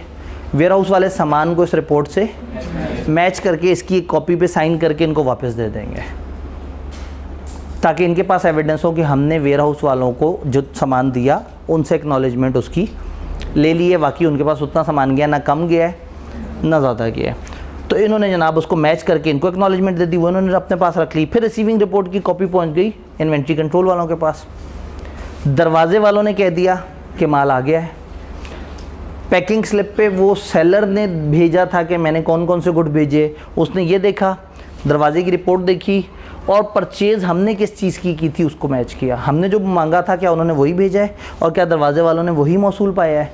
तीनों चीज़ें देखी। इसने क्या किया, अपनी इन्वेंट्री के रिकॉर्ड में उस इन्वेंट्री को ऐड कर दिया कि हमारे पास इतनी इन्वेंट्री आ गई है। ये रिसीविंग रिपोर्ट पहुंची थी परचेज़ डिपार्टमेंट वालों के पास भी। परचेज़ डिपार्टमेंट वालों ने परचेज़ की रिक्विजिशन पे परचेज़ ऑर्डर जनरेट किया था, लेकिन इन्हें अभी तक नहीं पता था कि माल पहुंचा या नहीं पहुंचा। जैसे ही इन्हें नज़र आया कि हमारे पास माल पहुंच गया है, इन्होंने अपने परचेज़ ऑर्डर को क्लोज़ कर दिया कि ये जो परचेज़ ऑर्डर था इसके अगेंस्ट हमारे पास माल आ गया। जैसे पिछले सेल्स ऑर्डर वालों ने नहीं क्लोज़ किया था, इन्होंने उसको क्लोज़ करके अपनी फ़ाइल अपडेट कर दी। अकाउंट्स पेबल वालों के पास जब रिसीविंग रिपोर्ट पहुंची तो उन्होंने देखा कि वो जो हमने एक एक्सपेक्टेशन डेवलप हुई थी कि लायबिलिटी रिकॉर्ड कर लें, अब माल हमारे पास आ गया है। इन्होंने जनाब अकाउंट्स पेबल की फ़ाइल को अपडेट कर लिया। मीनवाइल डेली परचेजेस ऑर्डर की समरी इनके पास जा रही थी और ये अपने जीएल को टोटल परचेजेस, टोटल पेबल ये रिकॉर्ड कर रहे थे। इन्होंने इसको उसके साथ रिकनसाइल कर लेना है, कंट्रोल अकाउंट बना लेना है और देख लेना है कि जो इंडिविजुअल लेजर में एंट्रियाँ हो रही हैं और जो ग्रैंड टोटल है ये आपस में एक दूसरे के साथ मैच करें। मीनवाइल इन्वेंट्री वाला भी अपने को इस जनरल लेजर के साथ मैच कर सकता है, क्योंकि जनरल लेजर में अब इन्वेंट्री की रिकॉर्ड्स भी अपडेट हो जाएंगे, आपके पास मजीद इन्वेंट्री आ गई है। तो ये पूरा निज़ाम है। इस पूरे निज़ाम में कुछ ऐसे कंट्रोल्स हैं जो हम मज़ीद ऐड भी कर सकते हैं, लेकिन इसमें अगर हम गौर से देखें तो बहुत सारे ख़तरे ख़त्म हुए हैं। ओवर बिलिंग अंडर बिलिंग का ख़तरा ख़त्म हो गया है, माल रास्ते में इधर उधर ना हो जाए, किसी गलत बंदे को ऑर्डर ना दे दिया जाए। आप कोई भी किसी को भी ऑर्डर दे दे गलत है, परचेज वालों को ऑर्डर देना चाहिए और हमेशा एक अप्रूव वेंडर को देना चाहिए। फ्लो चार्ट की एक लिमिटेशन होती है, उस पर आप हर बात नहीं लिख सकते। तो यहाँ ये लिमिटेशन हमें नज़र आ रही है कि सप्लायर का क्या रूल है उसका नहीं बताया हुआ। आइडियली हर इदारे के कुछ अप्रूव्ड सप्लायर होते हैं, वरना क्या होता है जिनको परचेज़ करने की ऑप्शन मिलती है वो अपनी पसंद की जगह पे जाएंगे, अपने यार दोस्त की दुकान पे जाएंगे, वहाँ से सामान उठाएंगे, खुद भी कमीशन खाएंगे और कंपनी को भी हल्की क्वालिटी मिल जाएगी। तो आइडियली डायरेक्टर्स की एक प्रोक्योरमेंट कमेटी होनी चाहिए जो बैठ के देखे कि कौन से नए वो हैं, क्योंकि ये एक बड़ी अमाउंट की एंट्री है। तो आप कोशिश करते हैं कि 500,000 बंदों से सप्लाई ना पकड़ें, आप 3-4 अच्छे बंदे आइडेंटिफाई करके रख लें जिनके साथ आपका पुराना ताल्लुक हो, आपकी उनके साथ क्रेडिट लिमिट सेट हुई हुई हो, और अगर उनके पास माल ना हो और एक नए कस्टमर की तरफ सप्लायर की तरफ जाना है तो जो बड़े हैं वो कोटेशंस लें मार्केट से, उन कोटेशन की बेस पे किसी एक को चूज़ करें, पहले छोटा ऑर्डर दे के देखें, अगर वो अच्छा चले तो उसको भी बड़ा ऑर्डर दे दिया करें। परचेज़ वाले को अगर पावर दे दी ना कि तुम अपनी पसंद से किसी सप्लायर के पास चले जाओ तो वहाँ पर भी गड़बड़ हो जाएगी। तो यहाँ हमने सप्लायर के ऊपर भी कंट्रोल्स लगा दिए, हमने इन्वेंट्री की मूवमेंट भी देख लिया, हमने देख लिया अकाउंट पेबल कहीं ज़्यादा ना रिकॉर्ड कर ले, कहीं इन्वेंट्री वाला अपनी फ़ाइल पहले ना अपडेट कर ले। तो हमने सारी चीज़ों को आपस में इस तरह से लिंक कर दिया है कि एंट्री की रिकॉर्डिंग, गुड्स की रिसीविंग, गुड्स के कंट्रोल, रिसीविंग रिपोर्ट्स, ये सारे एक दूसरे को सपोर्ट करेंगे। इसीलिए जब जब ऑडिटर ने कंप्लीटनेस चेक करनी होती है तो सबसे आसान काम पता है क्या होता है, इस प्रोसेस में जहाँ जहाँ जो जो डॉक्यूमेंट्स हैं उनको क्रॉस मैच कर लें। तो हो सकता है सेल्स में वो वेयर हाउस वाले का डॉक्यूमेंट, दरवाजे वाले का document, approve sales order, customer की एक्नॉलेजमेंट, इन सबको जब मैच करें तो पता लग जाएगा कि ये चीज़ हुई थी लेकिन मुझे नहीं बताई गई। तो कंप्लीटनेस चेक करने के लिए आप ये इन सारे डॉक्यूमेंट्स को, खासतौर पे गुड डिस्पैच नोट या गुड रिसीव नोट को रसीदों से ही मैच कर लें तो वहीं आपको पता लग जाता है कि आया कितना था और रिकॉर्ड कितना हुआ है। जी भाई कुछ कहना चाहते हैं? इसकी कॉस्ट बहुत ज़्यादा हो जाएगी, बिल्कुल सही कह रहे हैं। ये कंट्रोल की लिमिटेशन है कि हर कंट्रोल की कॉस्ट ज़्यादा होती है। बड़े इदारे अफोर्ड कर सकेंगे, छोटे इदारे में शायद एक ही बंदा बाइंग भी वही उसकी एंट्री भी रिकॉर्ड कर रहा हो। तो हम लोगों ने गुज़िश्ता लेक्चर में ये पढ़ा था कि these are limitation of internal control, कि आप हर जगह बड़ा अच्छा सिस्टम नहीं लगा सकते। इसकी कॉस्ट बहुत ज़्यादा हो जाएगी, लेकिन सोचें कि एंटिटी जो करोड़ों रुपए में खेल रही हो, अगर एक अच्छा निज़ाम बनाने से उनके एरर के चांसेस कम हो जाते हैं। इसमें अगर एक भी एरर हो गया तो वो 40-50 लाख का एरर होगा। तो इतने बड़े एरर को अवॉइड करने के लिए एक अच्छा निज़ाम इज़ वर्थ इट। आप उस पर इन्वेस्ट कर सकते हैं और इसके अंदर IT बेस्ड कंट्रोल जितने ज़्यादा से ज़्यादा डाल दें उतनी प्यारी बात है। पेबल या परचेजेस का रिकॉर्ड निज़ाम समझ आया? जी, ये परचेज ऑर्डर इन्वेंट्री वालों के पास क्यों नहीं जाता? इन्वेंट्री वालों ने रिक्विजिशन दी हुई है, इन्होंने कहा है कि आपने ये माल मंगवाना है। अब उसके बाद माल इन्होंने नहीं मंगवाना, माल इन्होंने मंगवाना है। असूलन जब माल मंगवा रहे हैं तो एक कॉपी इन्हें हौसले के लिए दे दें। ये एक एडिशनल कंट्रोल है। अगर ये नहीं ऐड होगा तो बहुत बड़ा नुकसान नहीं है, ऐड हो जाएगा तो छोटा सा नुकसान जो हो भी सकता था वो बच जाएगा। मैंने आपसे कहा कि इस सिस्टम में आप कहीं पे भी कुछ भी प्लस करना चाहें आप कर सकते हैं। फेयर प्रेजेंटेशन फ्रेमवर्क है, अगर आप कहीं पे भी कोई एडिशनल कंट्रोल डाल दें और जस्टिफाई कर दें कि इससे ये एक्स्ट्रा फ़ायदा हो गया तो अलाउड है। तो ये कोई एग्जैक्टली ज़रूरी नहीं कि हम इसे याद करें। देखें ना, मैंने तो यहाँ पे खुद ही से वो भी बता दिया कि बिल ऑफ लेडिंग होना चाहिए, खुद ही से कंफर्मेशन की बात भी कर दी। आप ये देखें कि ये जो दरवाजे वाले बंदे ने रिसीविंग रिपोर्ट से मैच किया था, तो उसके बाद मैंने एक एक्नॉलेजमेंट वापस भी दिलवा दी, नज़र तो नहीं आ रही थी। तो हम इसमें छोटे छोटे से ट्विक्स ऐड कर सकते हैं अपनी पसंद से। बस मकसद अच्छा होना चाहिए। मकसद ये ना हो कि मैंने एक नई लाइन लिख दी, मकसद ये हो कि मैंने एक नया कंट्रोल ऐड किया है। तो दिस इज़ वेरी गुड कि आपका दिमाग इस तरह से चलना शुरू हो जाए। दिस इज़ वेरी गुड कि आपने किताब में लिखे हुए देखे 3 कंट्रोल्स, आपने 3 कंट्रोल उठा के चैट GPT पे पेस्ट किए, उसको कहा ये 3 कंट्रोल्स हैं, मुझे लगता है कि इसमें दरवाजे पे ताला भी लगा होना चाहिए, क्या कहते हो? तो आपसे कहेगा जी आप जो बता रहे हैं वो अच्छा है, लेकिन ये देखें ना ये 2 लाइनों में कवर हो रहा है तो ज़रूरत नहीं है। तो आपके पास तो जेब में हर वक्त छोटा सा एक टीचर मौजूद है जिसको आप छोटे छोटे से अपने जज्बात, एहसासात, नज़रियात कम्युनिकेट कर सकते हैं और वो आपको फ़ौरन से बता देगा कि आपको आपकी बात उसे अच्छी लगी या नहीं लगी, और बेइज्जती भी बड़े नफीस तरीके से करेगा। क्योंकि आप जो बात कर रहे हैं वो थोड़ी सी इनअप्रोप्रिएट है, अगर इसको थोड़ा सा हम ज़्यादा प्रोफेशनली देखें तो वो ये यूँ की जा सकती थी। तो वो ना वो बहुत ज़ोर से बेइज्जती नहीं करता, वो बड़े एहतराम से आपको बता देता है कि आपने गलती की है लेकिन कोई बात नहीं, सही बात ये है। हाँ, और अकेले में भी ये वो करता है, सबके सामने बेइज्जती नहीं करता। आप अपनी हिस्ट्री वहाँ से डिलीट भी कर सकते हैं, और अगर आप चाहते हैं कि हिस्ट्री बने ही ना तो आप एनोनिमस चैट जीपीटी के साथ भी कर सकते हैं, यानी कि वो उसको याद ही नहीं रखेगा। एक न्यू चैट आप उसी वक्त डिफाइन करते हैं कि वो चैट है जो तुमने याद ही नहीं रखना तुमने कभी मेरे साथ बात की है। तो जो छोटी छोटी मेमोरी आपसे रिलेटेड आपके अकाउंट में अपडेट कर रहा है वो उतना भी अपडेट नहीं करेगा। वापस इधर आते हैं, बहुत दूर चले गए थे। परचेज और पेबल का हमने निज़ाम देखा, अब तीसरा निज़ाम देखते हैं जल्दी से। जी, इनमें से कौन से डिपार्टमेंट में सबसे ज़्यादा चांसेस हैं कि वहाँ पे फ्रॉड हो? फ्रॉड या तो जिनके पास कैश होता है वहाँ सबसे ज़्यादा होता है, या जो उसकी बाइंग से रिलेटेड होते हैं ना, क्योंकि और कुछ नहीं होगा, इसने जाके जिसको ऑर्डर दिया उससे कमीशन खा लेना है, और वो कहेंगे हम तुम्हारी कंपनी को डिस्काउंट दे सकते हैं, वो कहेगा नहीं चाहिए, मुझे पैसे दे दो। तो ये लोग जो बाहर के लोगों से इन टच होते हैं ना, पिछले वाले में जो सेल्स डिपार्टमेंट के लोग थे और इसमें जो परचेज डिपार्टमेंट के लोग हैं, ये सबसे ज़्यादा ख़तरनाक हैं। लेकिन इनसे ज़्यादा ख़तरनाक होता है जिसके पास कैश रखा हुआ होता है।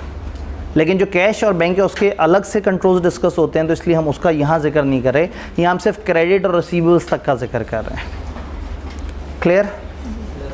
तीसरा और आखिरी सिस्टम, पेरोल। पेरोल के सिस्टम में टिपिकली क्या प्रॉब्लम्स होती हैं? अब जाहिर है अगर रेगुलर क्लास होती तो हम अलग अलग दिन ठहर के करते, तो इस वक्त जो है आप कम टाइम में ज़्यादा मुसीबत बर्दाश्त कर रहे हैं, लेकिन इस तरह तो होता है इस तरह के कामों में। उन्होंने कहा जी ब्रेक हो जानी चाहिए। जी बिल्कुल, ये इसको ख़त्म करते हैं तो फिर ब्रेक की तरफ चले जाएंगे। जी उसके बाद क्या होगा? उनका जी उसके बाद कैश का भी जिक्र हो जाए, उसके बाद ब्रेक कर लेंगे। सर उसके बाद अगर फलाना भी हो जाए उसके बाद ब्रेक कर लेंगे। सर अगर ब्रेक हो ही ना चैप्टर 3 भी कर लें तो ठीक है, उसके बाद अच्छा नहीं, ज़्यादा हो गया, ठीक है जी। पेरोल साइकिल, पेरोल साइकिल से मुराद है ये जो आप अपने एम्प्लॉयज़ को पैसे देते हैं। ये डेली वेजेस वाले लोग भी हो सकते हैं, वीकली वेजेस वाले लोग भी हो सकते हैं, मंथली वेजेस वाले लोग भी हो सकते हैं। इसमें दोनों तरह के निज़ाम पे हम बात कर सकते हैं। वो जिनको मंथ एंड पे इकट्ठे पैसे मिलते हैं और जो साफ़ सुथरा काम कर रहे होते हैं, और वो जिनको डेली का पैसे मिलें जो कि प्रोडक्शन के अंदर हर दिन मजदूरी वाला काम कर रहे होते हैं। तो ये सिस्टम तकरीबन दोनों तरह के निज़ाम को एक साथ लेके चल रहा है। तो अब होता क्या है, पेरोल के सिस्टम में जो बड़े ख़तरे होते हैं वो ये होते हैं कि शायद आप लोगों को पैसे ना दें और रिकॉर्ड कर लें, शायद लोगों को देना बनता ही नहीं था और बिला वजह दे दें, शायद कुछ फेक एम्प्लॉयज़ हों, शायद कुछ फेक आवर्स हों। भाई एक ब्रांच है, उस ब्रांच में 12 बंदे बैठे हैं और ब्रांच का मैनेजर तय करेगा कि हमने कितने बंदों के साथ काम करना है। उसने हेड ऑफिस को बताया कि हमारे पास एक 13वां नया बंदा आ गया है, और हर महीने हेड ऑफिस वालों से उसके 40,000 रुपये लेने शुरू कर दिए, जबकि वो बंदा एग्जिस्ट ही नहीं करता। तो समटाइम एम्प्लॉई एग्जिस्ट ही नहीं करता और एंट्रियाँ हो रही होती हैं, समटाइम एम्प्लॉई एग्जिस्ट करता है और उसका ओवर टाइम पैसे लिए जा रहे होते हैं, समटाइम वो छुट्टियों पे होता है, उसको कहते हैं तुम्हारे पैसे कटेंगे, और मैनेजर उसके हिस्से का आगे बता देता है और उसके हिस्से के पैसे खुद रख लेता है। तो fake employees, fake hours, rate में गड़बड़ हो सकती है, उसकी एंट्रियाँ सही ना हो, उसका सोशल कंट्रीब्यूशन की रिकॉर्डिंग सही ना हो, उसका प्रोविडेंट फंड सही से रिकॉर्ड ना हो, तो बेतहाशा के गड़बड़ होती है। बात समझ रहे? तो अब इन सारी चीज़ों के अंदर एक अच्छा सिस्टम जो कि मैक्सिमम गड़बड़ों को कवर कर सके वो देखने की कोशिश करते हैं।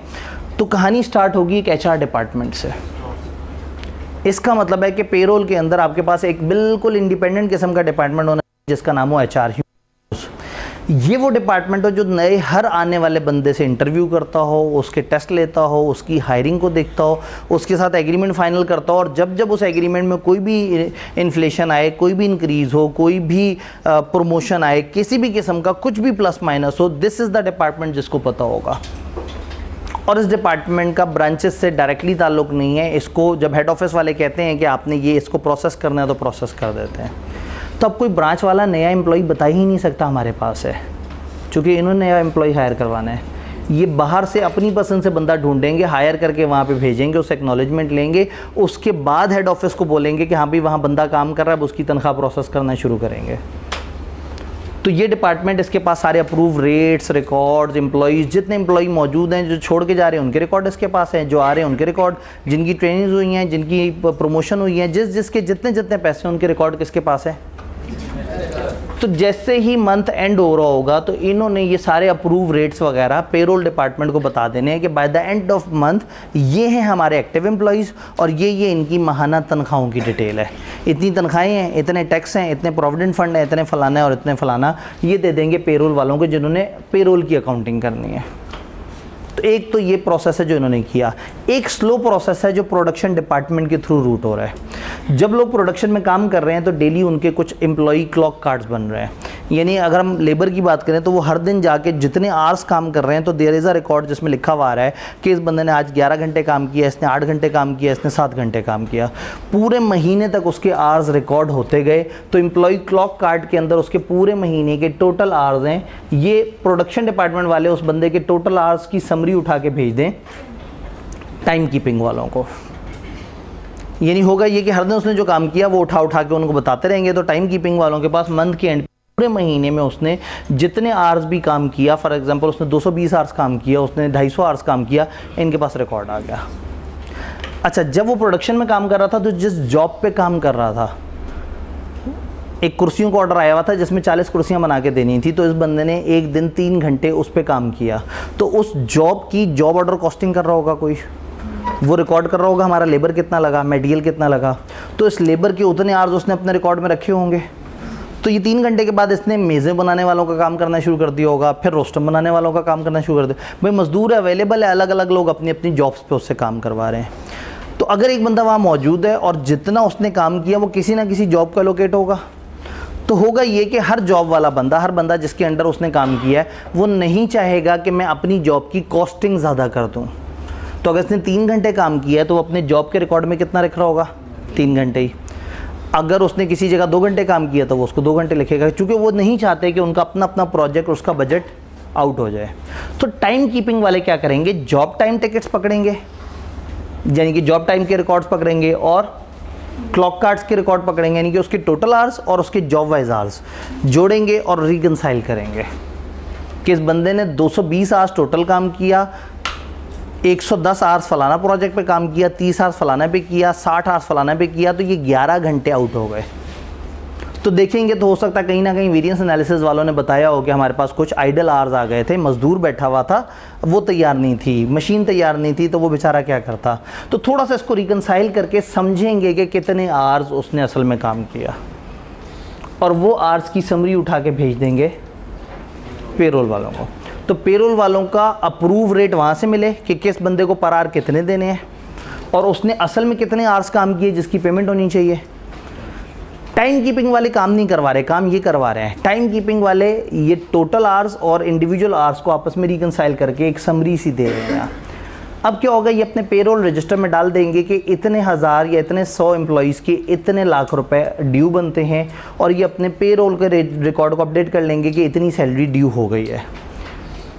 ये जो पेरोल है इसको अकाउंट्स पेबल और जनरल लेजर वालों के पास भेज देंगे। अकाउंट्स पेबल वाले उन इंडिविजुअल अकाउंट्स, उन इंडिविजुअल एम्प्लॉइज़ के अकाउंट में उतना पेबल रिकॉर्ड कर देंगे, और जो जनरल लेजर वाले हैं वो टोटल एंट्री कर देंगे, यानी कि सैलरी एक्सपेंस डेबिट और पेबल क्रेडिट। क्योंकि अभी तो पेबल रिकॉर्ड हुआ, अभी पैसे तो दिए नहीं है, लेकिन एक्रू हो गया है, तो ये एक्रूअल की एंट्री हुई है कि इन्होंने पेरोल का रिकॉर्ड अपडेट कर दिया। अकाउंट्स पेबल और जीएल के अंदर हमने ये चीज़ कर दी। अकाउंट्स पेबल वाले फिर कहेंगे भाई मेरे पास इन लोगों का इतना पेबल आ रहा है, हो सकता है पिछले महीने का भी उनका कुछ रहता हो, तो वो एक लिस्ट बना के दे देगा कि ये 550 लोग हैं, इन 550 लोगों के इतने रुपए आप लोगों ने देने हैं, और ये पेमेंट वोचर बना के भेज देगा कैश वालों के हवाले। कैश वालों को एक तरफ से पेरोल रजिस्टर से एंट्री नज़र आ रही होगी कि कितनी पेरोल होनी चाहिए, उधर से पेमेंट का वोचर आ जाएगा, दोनों को मैच करके देखेंगे और उसके बाद पेमेंट्स करेंगे। कैसे करेंगे, बैंक ट्रांसफ़र से भी कर सकते हैं, अपने बैंक को भी कह सकते हैं कि ये 550 लोग हैं, इनके अकाउंट्स में इतने पैसे डाल दो। मैनुअल चेक्स भी बना सकते हैं, और मैनुअल चेक बना के प्रोडक्शन डिपार्टमेंट में भेज सकते हैं कि हाँ भाई ये लोग तुम्हारे पास मैनुअली काम कर रहे हैं, इनके बैंक अकाउंट्स नहीं है, तुम लोगों ने इनको पैकेट्स दे देने हैं सैलरियों के। ये जो summary of hours by job की जब वर्किंग टोटल सामने आई है ना, तो इससे जॉब कॉस्ट ने अपने रिकॉर्ड्स अपडेट कर दिए थे कॉस्ट अकाउंटिंग वालों ने। अभी क्या हुआ है, अभी जब आपने मैनुअल यहाँ तो इन्होंने उसकी पेमेंट कर देनी है। अब यहाँ चूंकि पैसा इन्वॉल्व हो गया तो पैसे के कंट्रोल्स आ जाएंगे।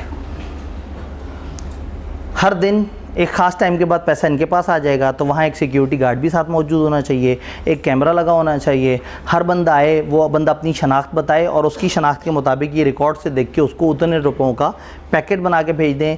पैकेट जब उस बंदे को मिले वो खड़े खड़े पैकेट खोले, रुपए गिने, तस्दीक करे, साइन करे और फिर लेके जाए।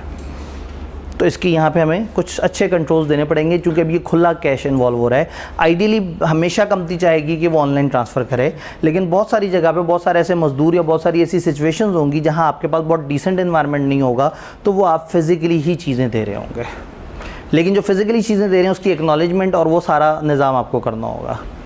इससे हुआ क्या, बहुत सारे ख़तरे ख़त्म हो गए। फेक एम्प्लॉई का ख़तरा ख़त्म हो गया, फेक आवर्स का ख़तरा ख़त्म हो गया, रेट गलत लगा होगा इसका ख़तरा ख़त्म हो गया, एम्प्लॉई मौजूद ही नहीं और उसकी एंट्री हो रही हो वो ख़तरा ख़त्म हो गया। अपनी पसंद से ज़्यादा तनख्वाह ना लगा लियो, भाई तनख्वाह तो इन्होंने बतानी है जिन्होंने उसको हायर किया है। कोई चला गया है और उसकी तनख्वाह अभी भी प्रोसेस होती रहे, ऐसा नहीं होगा। ये जब डिटेल भेजेगा तो वो बता देगा ये बंदा चला गया है, इस महीने इसके सिर्फ 2 दिन थे, उसके बाद इसको हम नहीं काउंट करेंगे।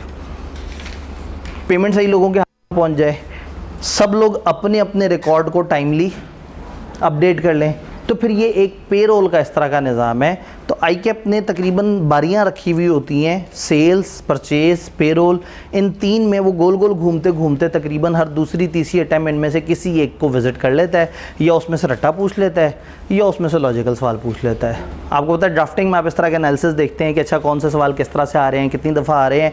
तो इस टाइम पर मैं उस स्पेशलाइजेशन की बात नहीं कर रहा, मैं इस वक्त इस कॉन्टेंट की बात कर रहा हूँ। क्या ये कॉन्टेंट और ये जो हमने टॉपिक डिस्कस किया ये समझ आ रहा है? भाई कुछ कहना चाहते हैं? जी लाइट ऑन कर दीजिएगा। पेमेंट का दोनों जी अंडर पेमेंट का खतरा इसमें कैसे खत्म होगा? ओवर पेमेंट है या फेक का खतरा? जी इसमें अंडर पेमेंट का खतरा कैसे ख़त्म होगा? इस बंदे ने एक्नॉलेजमेंट देनी है, जब इसे पैसे मिलेंगे ये रोला डाल देगा, ये कहेगा मैंने इतने आवर्स काम किया है, उसके आवर्स का यहाँ रिकॉर्ड आ रहा होगा, जितने उसने आवर्स काम किए हैं वो एक इंडिपेंडेंटली भी रिकॉर्ड हुआ होगा और जॉब टाइम टिकट्स में भी रिकॉर्ड हुआ होगा। तो इनकी रिकन्सिलिएशन आउट हो जाएगी अगर कम आवर्स उन्होंने आगे फॉरवर्ड किए, और इन्होंने कम आवर्स फॉरवर्ड किए तो इसने कह देना है कि जी मेरे कार्ड से उठा के देख लें, मैंने इतने आवर्स काम किया है, मुझे इतनी पेमेंट नहीं हुई। तो इससे अंडर पेमेंट का खतरा भी ख़त्म हो गया। जी जो रिज़ाइन कर रहा है उसकी इंफॉर्मेशन कहाँ है? HR जो रिज़ाइन करेगा वो फ़ौरन क्या चाहेगा? वो चाहेगा कि मुझे मेरे प्रोविडेंट फंड और बाकी चीज़ें मिलना शुरू हो जाएं। तो जब उसका ये लालच होगा तो वो फ़ौरन से HR को बताएगा। HR तस्दीक करेगा कि ये छोड़ के जा रहा है या ऐसे निकाला जा रहा है। और इदारों में रूल ये होता है कि आपने जब रिज़ाइन करना है तो अपने डिपार्टमेंट मैनेजर और HR को बताना है। HR वाले इसके डिपार्टमेंट वालों से मीटिंग करके पूछेंगे हाँ भाई ये बंदा छोड़ है, क्या मसला है, क्यों जा रहा है, इसको रोक सकते हो तो बताओ, पैसे बढ़ाने की ज़रूरत तो नहीं है। तो अच्छे बड़े इदारों में एक प्रॉपर HR डिपार्टमेंट होता है जो एम्प्लॉइज़ के HR से रिलेटेड, ह्यूमन रिसोर्स से रिलेटेड उनके सारे जो परेशानियाँ और इस तरह की चीज़ों को देखता है। आप जब CFAP में आते हैं तो SPM में आप इस पर पूरा चैप्टर पढ़ते हैं इस डिपार्टमेंट के ऊपर कि ये क्या कर रहा है और ये एम्प्लॉइज़ को किस तरह से मोटिवेट और किस तरह से साथ लेके चल रहा होता है। जी क्या पे और ये बातें जाएंगी। 5 तरह के अहम सिस्टम है: सेल, परचेज, पेरोल, इन्वेंट्री और कैश एंड बैंक। इन्वेंट्री के जाने के कंट्रोल्स सेल्स के सिस्टम में हमने पढ़े, याद है? उस पर स्लिप बनेगी, फिर ऐसे होगा, फिर वो काउंट करके उसे देगा, दरवाजे पे पहुंचेगा, दरवाजे वाले यूं करेंगे। जाने के कंट्रोल हमने एक सिस्टम में देख लिए, आने के कंट्रोल हमने देख लिए, की हो तो ईयर एंड पे गिनने की हिफाजत के कंट्रोल्स भी हमने देख लिए। तो इसका मतलब है कि अब इन्वेंट्री के ऊपर जनरल ही बातें रह गई हैं। तो अगर आप इन्वेंट्री को अलग से याद नहीं भी करेंगे तो सिंपली आप नहीं करना है कि भाई इन्वेंट्री की हालत सही होनी चाहिए, इन्वेंट्री के जो वो बिन कार्ड्स हैं वो सही से मेंटेन होने चाहिए, और इन्वेंट्री के आने और जाने की अकाउंटिंग सही तरीके से साथ साथ होनी चाहिए, और पीरियोडिक इन्वेंट्री काउंटिंग होती रहनी चाहिए। तो तो किताब में आपको इन्वेंट्री का एक छोटा सा एरिया नजर आएगा, आपने बस मुस्कुराते हुए उसे पढ़ लेना है, उस पर टेंशन नहीं लेनी, क्योंकि अगर पेपर में कभी सवाल आ गया तो आपके पास ज़्यादा बड़ा माल है बताने को। तीन जगह से आपको इन्वेंट्री मिलेगी, आना जाना और उसका ईयर एंड पे उसकी जो काउंटिंग के कंट्रोल्स है। फिर हम इससे अगले लेवल पे जाते हैं, कैश एंड बैंक। जब कैश एंड बैंक की बात करते हैं ना, तो कैश एंड बैंक से रिलेटेड किताब प्रोसेस नहीं बताती, आपको छोटी छोटी सी एहतियातें बताती है। वो छोटी छोटी सी एहतियातें क्या है? पेटी कैश की क्या एहतियात है? ये जो इदारे के पास थोड़ा पैसा पड़ा हुआ है जो खर्चों वगैरह के लिए इस्तेमाल होना चाहिए, लॉक एंड कीज में होना चाहिए, ऑथराइज पर्सन्स के पास होना चाहिए, जिनके पास हो खर्चा प्रूफ करना उनके ज़िम्मे नहीं होना चाहिए, सेग्रीगेशन होना चाहिए। कोई और बताए कि ये खर्चा करना है, वो कोई और किसी और से प्रूफ करवा के इसको लाके कागज़ दिखाए, ये उतने पैसे दे दे, उस बंदे से एक्नॉलेजमेंट ले ले, ये अपने टिल को, गले को, यानी कि कैश के जो दराज और जो पैसा जहाँ रखा हुआ है उसको मेंटेन करे, हर दिन टी अकाउंट बनाए, ओपनिंग बैलेंस क्या था, दिन में आया कितना, दिन में गया कितना। कैश के अंदर एक मिनिमम अमाउंट सेट कर ले कि इससे नीचे जब अमाउंट जाएगा तो मैं टॉपअप की रिक्वेस्ट दे दूंगा। भाई हर वक्त आपके पास फर्स्ट के 30-40 हज़ार रुपये होना चाहिए, तो आपने टॉपअप की रिक्वायरमेंट रखी हुई, हम 50 हज़ार इकट्ठा निकलवा लिया करेंगे। तो जैसे ही आपके पास पैसे कम होते होते 15 हज़ार को टच करें, आप फ़ौरन से कह दें जी बस हमें कल as early as possible check से हमें 50 हज़ार टॉपअप करवा दें। तो हो सकता है कल तक आपके 7-8 हज़ार और लग जाएँ, तो आपके पास चंद हज़ार रह जाएँ, 50 हज़ार ऐड हुआ, अब दोबारा आपके पास आ गए 57 हज़ार। तो क्या होगा कि ये एक पीरियोडिकल अकाउंट मेंटेन करा होगा, टी अकाउंट की इतना था, इतना माइनस हुआ, जो उसके पास आया उसको भी रिकॉर्ड रखना है, और जो इसमें से माइनस हुआ। फिर लिमिट होनी चाहिए, पेटी कैश एक दिन में कितना निकलेगा। ऐसा नहीं होगा कि अचानक से हम 7 लाख रुपए पेटी कैश निकलवा लें। एक खास लिमिट से ऊपर मजबूरी में अगर पेटी कैश निकलवाना है तो फिर उसकी ऑथराइजेशन बड़े लेवल पे होनी चाहिए। ये तो पेटी कैश वगैरह के मामला हो गए। अब वो जो कैश आपके पास बड़ा कैश आता है, जिसको अब जैसे देखिए हमारे पास बच्चे आके एडमिशन कराएंगे तो हमने पेटी कैश के अंदर रखना होगा 20-25 हज़ार। लेकिन अगर एक दिन में हमारे पास 5 लाख रुपया, 7 लाख रुपया, 10 लाख रुपया बच्चों की फ़ीस आ गई, तो हम सारा तो अपने पास नहीं रखना चाहेंगे, कहाँ भेजना चाहिए हमें? बैंक। तो फिर बैंकिंग की एक पूरी पॉलिसी होनी चाहिए आपकी, पीरियोडिक टाइम इंटरवल्स पे आप बैंक में चीज़ें फेंकते रहें, और आपको पता हो कि हमने जब भी हमारे पास इतनी लिमिट का पैसा आएगा हमने बैंक भेजना है। जिन दिनों कैश कलेक्शन ज़्यादा हो तो उन दिन में 2 दफ़ा बैंकिंग करें, और अगर जिन दिनों ज़रा काम कम है तो आप तय कर लेंगे जब इतने से ऊपर होगा तो हम उसको बैंक में भेज देंगे। उसके अंदर हुआ तो पेटी कैश में नहीं डालेंगे, इदारे में रखे हुए किसी लॉकर में रखेंगे, फिर उस लॉकर के अपने लॉक एंड की के कंट्रोल्स होने चाहिए। फिर जो एम्प्लॉइज़ को आप कैश में जब सैलरियाँ दे रहे हैं तो उसके अपने कंट्रोल्स होने चाहिए। तो यहाँ पे हम किसी प्रोसेस की बात नहीं कर रहे। आप किताब में देखेंगे तो आपको 1-1.5 सफ़े में कैश एंड बैंक के कुछ आइडियल बातें नज़र आएंगी, कुछ अच्छे रूल्स नज़र आएंगे जिनको आपने 1-2 दफ़ा पढ़ लेना है, तो कुछ बेस्ट प्रैक्टिसेस आपके दिमाग में बैठ जाएंगी। तो अगर पेपर में सवाल आए तो आप समहाउ कहीं ना कहीं उन बेस्ट प्रैक्टिसेस को यूज़ कर सकते हैं। अगेन मैं जिक्र कर रहा था कि अगर हमारे पास कम टाइम होगा तो हम उसका जिक्र तो कर लेंगे, लेकिन किताब में जो वो इंग्लिश में सारी बातें लिखी हुई हैं अच्छी खासी, तो मेरे पास एक अच्छा लेक्चर मौजूद है जो मैंने इस दफ़ा रेगुलर क्लास में मेरे काम आ गया था। छुट्टियाँ करीब थी मेरे ख्याल में, शायद क्या था कोई वो 9-10 मुहर्रम, हाँ कुछ इस तरह से था कि छुट्टी आ रही थी तो हमें बड़ा फ़ायदा हुआ था।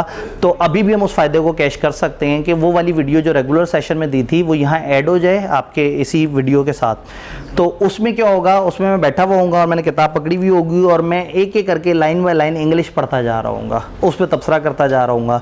तो वो जो अगर आपको तशरीही सर्विसेज या इंग्लिश पढ़ने वाली सर्विसेज जो हैं वो उसमें मिल जाएंगी, तो उससे इस चैप्टर में रिलेटेड आपकी तकरीबन मैक्सिमम चीज़ें ख़त्म हो जाएंगी। जो आखिरी बात है, एक छोटी सी बात और एक मोटी सी बात। छोटी बात ये नॉन करंट एसेट के controls. Non current asset inventory की तरह बहुत फ्रीक्वेंट आइटम नहीं है, कभी कभार खरीदा जाएगा और ये बहुत हाई वैल्यू आइटम होगा, तो इसमें बड़े हैवी लेवल की ऑथराइजेशन चाहिए, हैवी लेवल की अप्रूवल चाहिए। और शायद आपको याद हो कि कंपनी लॉ ने कहा है कि 1 मिलियन से ऊपर तो बाइंग भी डायरेक्टर्स अप्रूव करेंगे।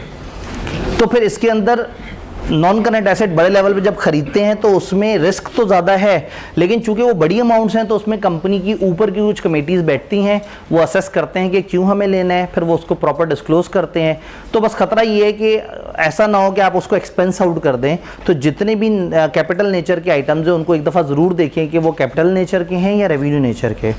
तो नॉन करंट एसेट्स में जो 3-4 मोटी मोटी बातें हैं, ऑथराइजेशन होनी चाहिए, सेग्रीगेशन होनी चाहिए, उसकी रिकॉर्ड कीपिंग होनी चाहिए, उसके अंदर कहीं ना कहीं अप्रूवल्स का एक प्रोसेस होना चाहिए, एंड कैपिटल और रेवेन्यू एक्सपेंडिचर के दरमियान की जो बहस है उस पर डिबेट होनी चाहिए। तो that is about chapter number 6 other than computer based auditor के जो टोटके हैं वो। तो ये 5 तरह के सिस्टम है जिसमें प्रोसेस 3 के समझने ज़रूरी हैं, बाकियों का प्रोसेस नहीं है, बाकियों में डिस्क्रिप्टिव से रूल्स दिए हुए हैं। इस चैप्टर में एक और डिस्कशन भी आईकेएप ने की है, वो इस चैप्टर और 7 में जोड़ के की थी, हमने उसको जोड़ के अब चैप्टर 6 में हम ले आए हैं। 1 अगर ऑफ करें तो शायद लिखा हुआ कुछ नज़र आ जाए, कुछ लिखा नज़र आ गया। Cats, computer aided audit techniques या कंप्यूटर असिस्टेड ऑडिट, वो ऑडिट टेक्निक्स जिसमें आप कंप्यूटर की मदद ले रहे हैं। अब हमें टेस्ट ऑफ कंट्रोल भी समझ आ गए हैं, हमें सब्सटैंटिव प्रोसीजर भी समझ आ गए हैं। वी आर अलाउड कि अगर क्लाइंट में आईटी बेस्ड सिस्टम ज़्यादा हो तो हम ऑडिट करते हुए अपने आप को भी आईटी से इक्विप कर सकते हैं। तो ऑडिटर कुछ टूल्स यूज़ करता है, कुछ इलेक्ट्रॉनिक टूल्स यूज़ करता है, कुछ आईटी बेस्ड टूल यूज़ करता है, उनको हम ऑडिट की ज़बान में कैट्स कहते हैं। CAAT, computer assisted audit technique या कंप्यूटर एडेड। जब आप इनको टेस्ट ऑफ कंट्रोल्स में इस्तेमाल करते हैं तो उसका नाम होता है टेस्ट डेटा, और जब आप इसको सब्सटैंटिव प्रोसीजर्स के लिए इस्तेमाल करते हैं तो वर्ड होता है ऑडिट सॉफ्टवेयर। अब ये कंप्यूटर बेस्ड टेक्निक्स आपकी ज़िंदगी में क्या मदद कर सकती हैं? Test data. आप ये देखें कि हम टेस्ट ऑफ कंट्रोल में क्या देख रहे होते हैं, कंट्रोल मजबूत है या नहीं। अब जिन तो सिस्टम्स का प्रॉपर ट्रेल बना हुआ होगा, पहले वो कागज़ आया, फिर वो आया, फिर वो आया, तो हम वॉक थ्रू टेस्ट करेंगे, हम वॉक थ्रू टेस्ट से एक एक करके उनको चेक कर लेंगे। लेकिन जिनका ट्रेल ही नहीं बना हुआ तो पर कहीं ना कहीं सिस्टम लॉग देखने पड़ेंगे। अब सिस्टम लॉग एक टेक्निकल चीज़ है जो सिस्टम के अंदर है।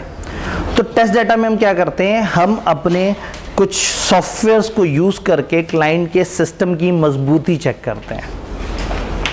फॉर एग्जाम्पल हम क्लाइंट से कहते हैं कि जैसे ही एक बच्चे का अकाउंट क्रिएट हो उस बच्चे को एक्सेस भी मिल जानी चाहिए कोर्स की, उस बच्चे को पेबल में भी रिसीवर में भी रिकॉर्ड हो जाना चाहिए, उस बच्चे से रिलेटेड रसीद भी रिकॉर्ड होनी चाहिए, उस बच्चे का फॉर्म भी सिस्टम में खुद ही ऐड हो जाना चाहिए।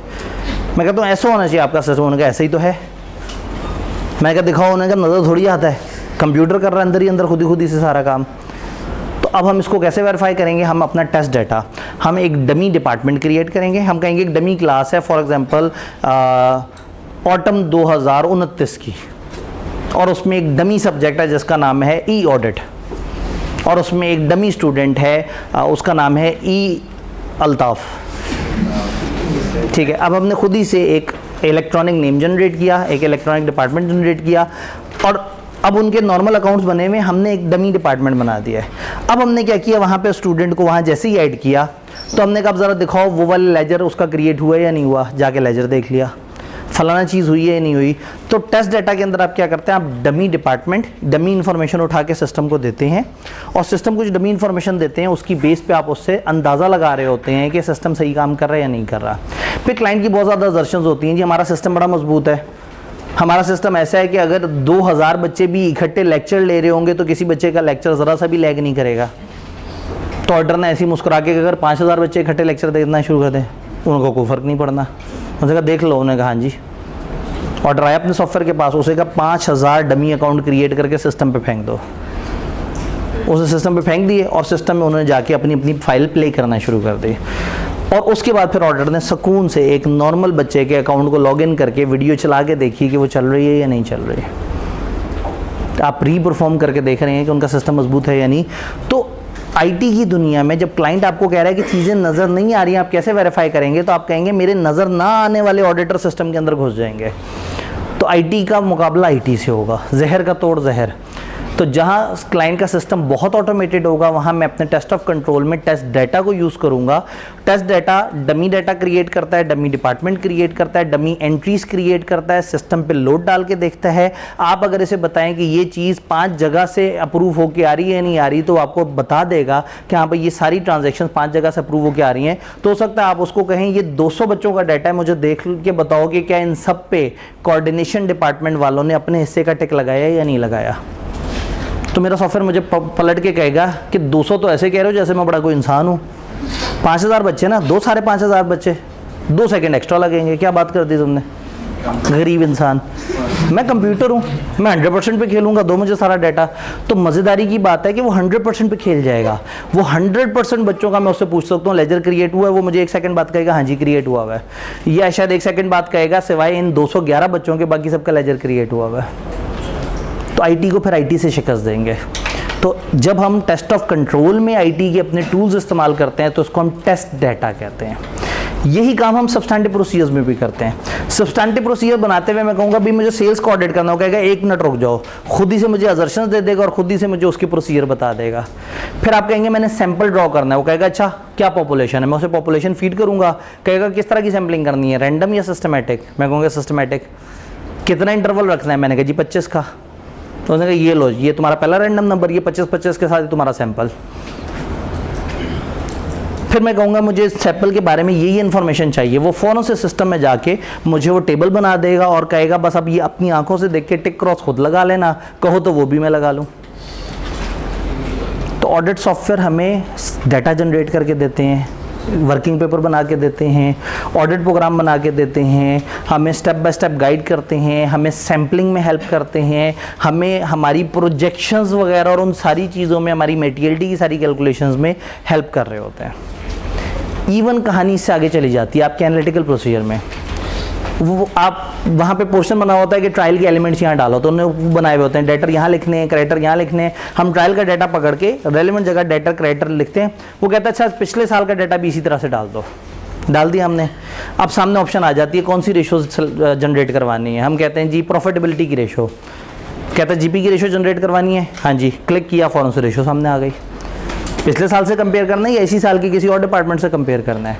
यानी अब जब रेशियो में है क्या, आपने सामने से दो चीज़ें पकड़नी है, कैलकुलेटर से जवाब निकालना है और उसको सामने लिख देना है। तो मैं क्यों करूं, जब ये सारा इन्फॉर्मेशन मैंने सिस्टम को दे दिया है तो सिस्टम को मैं बटन दबाता जाऊं और सिस्टम मुझे सारी रेशियोज ला के दे दे। फिर मैं उसी से पूछ लूँ, अगर एक रेशो बहुत अजीब हो गई है तो याद ना करूँ कि मैंने FR1 में क्या पढ़ा था कि ये वाली रेशो कितनी ख़राब हो तो एडवर्स होती है। यही मुझे बता देगा कि भाई डेटर टर्न अराउंड रेशो तो पिछली दफ़ा से इतनी ज़्यादा चेंज हो चुकी है, क्या बात कर रहे हो, ज़रा ध्यान से देखो, शायद डेटर्स में ओवर स्टेटमेंट हुई हुई है या सेल्स अंडर स्टेटेड है। तो चूंकि हर दफ़ा उसने प्रोसीजर के बाद एक खास तरह का जवाब देना है, तो अब वो तकरीबन एक AI टूल की तरह मुझे ऑडिट करने में हेल्प कर रहा होगा। तो उसको हम कहते हैं ऑडिट सॉफ्टवेयर। इस ऑडिट सॉफ्टवेयर की एक्सट्रीम फॉर्म होती है embedded audit facilities. Embedded audit facilities में हम क्या करते हैं, हम क्लाइंट के सिस्टम में ही अपना एक छोटा सा सॉफ्टवेयर इंस्टॉल कर देते हैं। अब वो सॉफ्टवेयर क्लाइंट के पूरे सिस्टम का एक अक्स अपने पास रिकॉर्ड कर रहा होता है। यानी कि जब जब भी उन्होंने कोई ट्रांजैक्शन की, जब जब उन्होंने ट्रायल बनाया, जब जब शाम में एंट्री की, सुबह में एंट्री की, जब एंट्री करके रिवर्स किया, जब जब किसी चीज़ को डिलीट किया, जब जब किसी चीज़ को ऐड किया, वो सब जो वो सिस्टम पे कर रहे थे, मेरा वो जो छुपा हुआ ऑडिट फैसिलिटी एम्बेडेड, जो अंदर पेवस्त हुई हुई ऑडिट फैसिलिटी, जो एम्बेडेड ऑडिट फैसिलिटी वो अंदर छुपी हुई है और वो हर चीज़ को रिकॉर्ड कर रही है। इसके लिए क्लाइंट से परमिशन लेनी पड़ती है, क्लाइंट के बड़ों को बताना पड़ता है कि हमारा एक IT टूल है जिससे हम अपने ऑडिट को और बेहतर कर सकते हैं। और आपके लोगों को भी खौफ रहेगा, आपने सबको बताना है कि भाई हमारे सॉफ्टवेयर में ऑडिटर का सॉफ्टवेयर एंटर हुआ हुआ है, तो जो गड़बड़ करेगा ऑडिटर को पता लग जाएगा। तो फिर अब जब हम ऑडिट पे असल में जाते हैं तो हम क्लाइंट से डाटा नहीं लेते, हम अपनी एम्बेडेड ऑडिट फैसिलिटी से डाटा लेते हैं। हम उसे कहते हैं कि कितनी ऐसी ट्रांजैक्शन है जो एक दफ़ा होने के बाद दोबारा से एडिट हुई थी। वो हमें बता देता है कि ये 113 वो ट्रांजैक्शन है जो होने के बाद एडिट हुई थी। ध्यान से देखते हैं तो कुछ में फ्रॉड मिल जाते हैं और कुछ पता लग जाता है कि एरर था और उस एरर को ठीक करना था। फिर हम उससे पूछ लेते हैं बताओ वो जितनी भी एंट्रीज हैं जो रात 11 बजे के बाद एंटर हुई, अच्छा ईयर एंड के बाद ऐसी, ईयर एंड के आसपास ऐसी एंट्रीज बताओ जो ईयर एंड से 10-15 दिनों बाद फिर से रिवर्स हो गई। जब आप इलेक्ट्रॉनिक डाटा किसी इलेक्ट्रॉनिक टूल को दे देंगे तो अनलिमिटेड पॉसिबिलिटीज़ हैं, वो हर तरह से खेल सकता है। आप हर तरह से डाटा जनरेट कर सकते हैं, आप हर तरह से उसके ऊपर वर्किंग कर सकते हैं। तो जब हम अपने IT टूल्स को ऑडिट में यूज़ करते हैं और IT बेस्ड सिस्टम्स को टेस्ट ऑफ कंट्रोल या सब्सटैंटिव प्रोसीजर्स के वक्त इनकी मदद लेते हैं तो ये टूल्स कहलाते हैं CAT, CAAT। डन। यहाँ पे कहानी को ब्रेक देते हैं, सवाल ब्रेक में ले लेते हैं कहानी को ब्रेक, ताकि ब्रेक भी काउंट हो जाए। तो कहानी को ब्रेक देते हैं और इसमें अब क्या करते हैं, 3:44 मेरे पास हो रहे हैं, तो 3:55 11 मिनट की एक जो है ना खतीर ब्रेक। तो 3:55 पे दोबारा मिलते हैं। हाँ जी, रिज्यूम करें। आखिरी चैप्टर रह गया, और अगर आपको याद हो तो आज के टारगेट में था चैप्टर 3 स्टार्ट कर देंगे और कल चैप्टर 3 ने फिनिश होना है। और उसके बाद हमारी वो जो एंडिंग डिस्कशन, आपने क्या करना है, कौन से सवाल लिख के करने हैं, किस तरह से चीज़ों को लेके चलना है, पेपर में सवाल किस तरह से आते हैं, कितनी कैटेगरीज़ के हैं, ये कैसे होगा, वो कैसे होगा, प्लस रेगुलर बच्चों के साथ हमने एक दिन और टाइम भी तय करना है हमारे एक गुमशुदा लेक्चर का, ठीक है। और उस दिन आप लोगों से बिरयानी खानी है, क्योंकि आप लोग उस दिन धक्के से तो बिरयानी खा चुके, तो अब जो क्लास होगी उसमें अब हमारे राइट डेवलप हो जाएंगे, हम बिरयानी खाएंगे, ठीक हो गया। अच्छा, अगर जुम्मे वाले दिन क्लास रखे हैं। अच्छा जी, तो हमें ये पता लग गया है कि ऑडिटर किसे कहते हैं। सर क्या बात कर रहे हैं, इतनी पुरानी 11 दिन पुरानी बातें करना शुरू कर दी, 10 दिन पुरानी, बल्कि हमें ऑडिटर की समझ आ गई है, हमें ऑडिटर की अपॉइंटमेंट की समझ आ गई है, ऑडिटर एथिक्स फॉलो करता है और किस तरह से एहतियात करता है वो हमें समझ आ गई है। अगर रिलेटेड पार्टीज बीच में हो तो क्या करना है, अगर ऑडिटर कुछ और लोगों को यूज़ कर रहा हो तो किस तरह से करना है चीज़ों को लेके। फिर ऑडिटर अपने ऑडिट के एंड पे साफ़ रिपोर्ट कब देता है, ख़राब रिपोर्ट कब देखता है, साफ़ रिपोर्ट के कंटेंट्स क्या हैं, ख़राब रिपोर्ट में कौन कौन सी चीज़ें किस वजह से क्यों रिवाइज हो रही होती हैं। फिर ईयर एंड के आसपास जो रिटर्न रिप्रेजेंटेशन वाला मामला होता है वो क्या होता है, सब्सिक्वेंट इवेंट वाला मामला क्या होता है, गोइंग कंसर्न को हम किस तरह से देखते हैं, और एक ऑडिट जैसी एक और असाइनमेंट जिसमें बहुत कम काम करना होता है, रिव्यू क्या है, रिव्यू कैसे चलता है, उसके क्या प्रोसीजर है, उसकी किस किस्म की रिपोर्ट है। फिर हमने जंप इन किया प्रोसीजर्स में, एक जनरल चैप्टर पढ़ा प्रोसीजर्स का जिसने हमें बताया था ऑडिट एविडेंस किसे कहते हैं, डॉक्यूमेंटेशन क्या होती है और सैम्पलिंग के क्या अगराज़ व मकासद है। फिर हमने किया सब्सटैंटिव प्रोसीजर पे 4 चैप्टर का सफ़र, जिसमें एक चैप्टर ने हमें सब्सटैंटिव प्रोसीजर कैसे बनाते हैं और एनालिटिकल प्रोसीजर्स बताए, और 3 चैप्टर्स ने हमें अलग अलग एरियाज़ के सब्सटैंटिव प्रोसीजर्स बताए। सब्सटैंटिव प्रोसीजर बनाने सीख भी लिए, उसकी अप्रोच भी समझ आ गई, उसके एरियाज़ को सरसरी से देख भी लिया, और जो उससे कनेक्टेड इजाफी 2 स्टैंडर्ड्स और थे, एक्सटर्नल कंफर्मेशन का और इन्वेंट्री काउंटिंग के वक्त ऑडिटर की मौजूदगी का, उसको भी समझ लिया। फिर हम कंट्रोल्स की दुनिया में एंटर हुए, हमने देखा कंट्रोल्स किसे कहते हैं, कंट्रोल्स क्या हैं, कंट्रोल्स की कितनी किस्में हैं, और फिर देख लिया कि जो चंद मशहूर सिस्टम्स हैं उनके क्या कंट्रोल्स हैं और हमने उसको किस तरह से देखना है। बट ऑडिट का एक बहुत इंपॉर्टेंट फेज़ अभी हमारा मिस है, which is understanding and risk assessment. Audit start होते साथ ही जो फेज़ शुरू हो जाता है that is planning, understanding and risk assessment. लेकिन प्रॉब्लम ये है कि ये वाले फेज़ में मैच्योर टीम जाती है, ये वाला फेज़ सीनियर लेवल के लोग करते हैं, मैनेजर, सीनियर, इस तरह के लोग इसमें ज़्यादा इन्वॉल्व होते हैं, क्योंकि इसमें सोचना होता है, इसमें एक डायरेक्शन सेटिंग करनी होती है, इसमें पूरे ऑडिट की एक सोच बनानी होती है। सब्सटैंटिव प्रोसीजर आसान है, किसी भी ट्रेनी को बताएंगे कि तुमने ये 1000 रसीदों को देख के इस पर ये काम करने हैं, वो कर लेगा। लेकिन किसी को अगर कहेंगे कि इस इदारे को समझो, सोचो और बताओ इसमें क्या खतरे हैं, तो वो उसके लिए थोड़ी सी मुश्किल बात हो जाएगी। तो करते ये कि इसलिए हम ऑडिट को रिवर्स ऑर्डर में करते हैं। पहले हमने देखा रिपोर्ट कैसे बनती है, फिर हमने देखा सब्सटैंटिव प्रोसीजर्स क्या होते हैं, फिर उससे पीछे वाला फेज़ देखा टेस्ट ऑफ कंट्रोल्स क्या हैं, और अब हम आ गए हैं रिस्क असेसमेंट में। तो इसको हम अंडरस्टैंडिंग, प्लानिंग, रिस्क असेसमेंट कहेंगे। तो चैप्टर 3 बाकी चैप्टर से बहुत डिफरेंट है, और ये आईकैप को बहुत शदीद पसंद भी है। चैप्टर 3, चैप्टर 14, ये 2 चैप्टर्स ऐसे हैं जो ज़रूरत से ज़्यादा पेपर में पूछे जाते हैं। और अगेन इन दोनों को मिला के मैंने आपको बताया था पास पेपर का एनालिसिस करते वक्त कि 1-2 ऐसी अटैम्प्टें भी हैं जिसमें 57 नंबर के पेपर सिर्फ इन 2 चैप्टर्स में से आ गए। अच्छा, कोड ऑफ एथिक्स में से भी सवाल लाजमी आता है, तो अगर हम इन 3 चैप्टर्स का एक सेट बना लें तो ये 3 काफ़ी ज़रूरी सा सेट बन जाता है, 3, 13 और 14। आई कैन ईजीली से कि इन तीनों चैप्टर्स में से हर अटैम्प्ट में सवाल आ रहा होता है, और सवालों की वेटेज भी अच्छी खासी ज़्यादा होती है। तो ऐसे में हमने तैयारी करते वक्त 3 को, 13 को, 14 को बड़े ध्यान से देखना है, इनको बड़े अच्छे तरीके से साथ साथ लेके चलना है। अब 3 की बात करते हैं। 3 थोड़ा सा डिफरेंट है बाकियों से। 3 चैप्टर के अंदर पहला यूनिट बिल्कुल स्ट्रेट फॉरवर्ड सा है प्लानिंग का, जिसमें सीधी सी बातें हैं, और वहाँ से आईकैप सिनेरियो बेस्ड नहीं, लॉजिक नॉलेज बेस्ड सीधे सवाल पूछ रहा है। इसी तरह इसमें एक यूनिट है नॉट फॉर प्रॉफिट इदारे, उसके बारे में उधर से आईकैप एक ही टिपिकल तरह का सिनेरियो देके एक ही तरह की टिपिकल इन्फॉर्मेशन आपसे पूछने की कोशिश कर रहा होता है। फिर दरमियान में इसमें आ जाता है रिस्क असेसमेंट के यूनिट्स। ये रिस्क असेसमेंट के यूनिट जो हैं ये लॉजिकल हैं और यहाँ से ICAP तकरीबन जब सवाल बनाता है लॉजिकल सवाल बनाता है। और फिर हमारे पास आ जाता है फ्रॉड का एरिया। फ्रॉड का एरिया ICAP को काफ़ी पसंद है, तो तकरीबन आपको 80% ऑफ द पेपर्स में फ्रॉड के चैप्टर में से सवाल, फ्रॉड के यूनिट में से सवाल आए हुए नज़र आ रहे होते हैं। तो फ्रॉड कम से कम कल हम डिस्कस कर रहे होंगे और बाकी के एरियाज में से जितना भी हमने अपने टाइम में पढ़ लिया वो आज पढ़ लेंगे, बाकी हम इंशाल्लाह ताला कल पे कवर कर लेंगे। तो चैप्टर 3 में ISA 300 से कहानी को स्टार्ट करते हैं। ISA 300 which is planning. एक तजर्बा जो हमारा बड़ा कामयाब रहता है कि हम एक दफ़ा पहले हवाई सारी बात समझ लेते हैं और फिर उसके बाद एक दफ़ा इंग्लिश देखते हैं तो हमें सारी बात समझ आ जाती है। प्लानिंग ऑडिट का सबसे स्टार्टिंग एलिमेंट। आप अपॉइंट हो चुके हैं, अब जब अपॉइंट हो चुके हैं तो इस वक्त प्लानिंग का फेज़ शुरू हो चुका हुआ है। प्लानिंग के फेज़ का मतलब ये है कि आपने प्लान करना है कि आपको ऑडिट किस तरह से चले। अगर आप प्लान करके नहीं चलेंगे तो ऑडिट में दिक्कतें ज़्यादा आएंगी।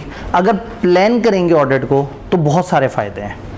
टाइम से मैनेज हो जाएगा, रिसोर्सेज की प्लानिंग अच्छी हो जाएगी, हाई रिस्की एरियाज का शुरू से पता लग जाएगा, आप उन पे ज़्यादा टाइम दे सकेंगे और अल्टीमेटली आप रीज़नेबल एश्योरेंस पे ज़्यादा बेहतर तरीके से पहुंच सकेंगे।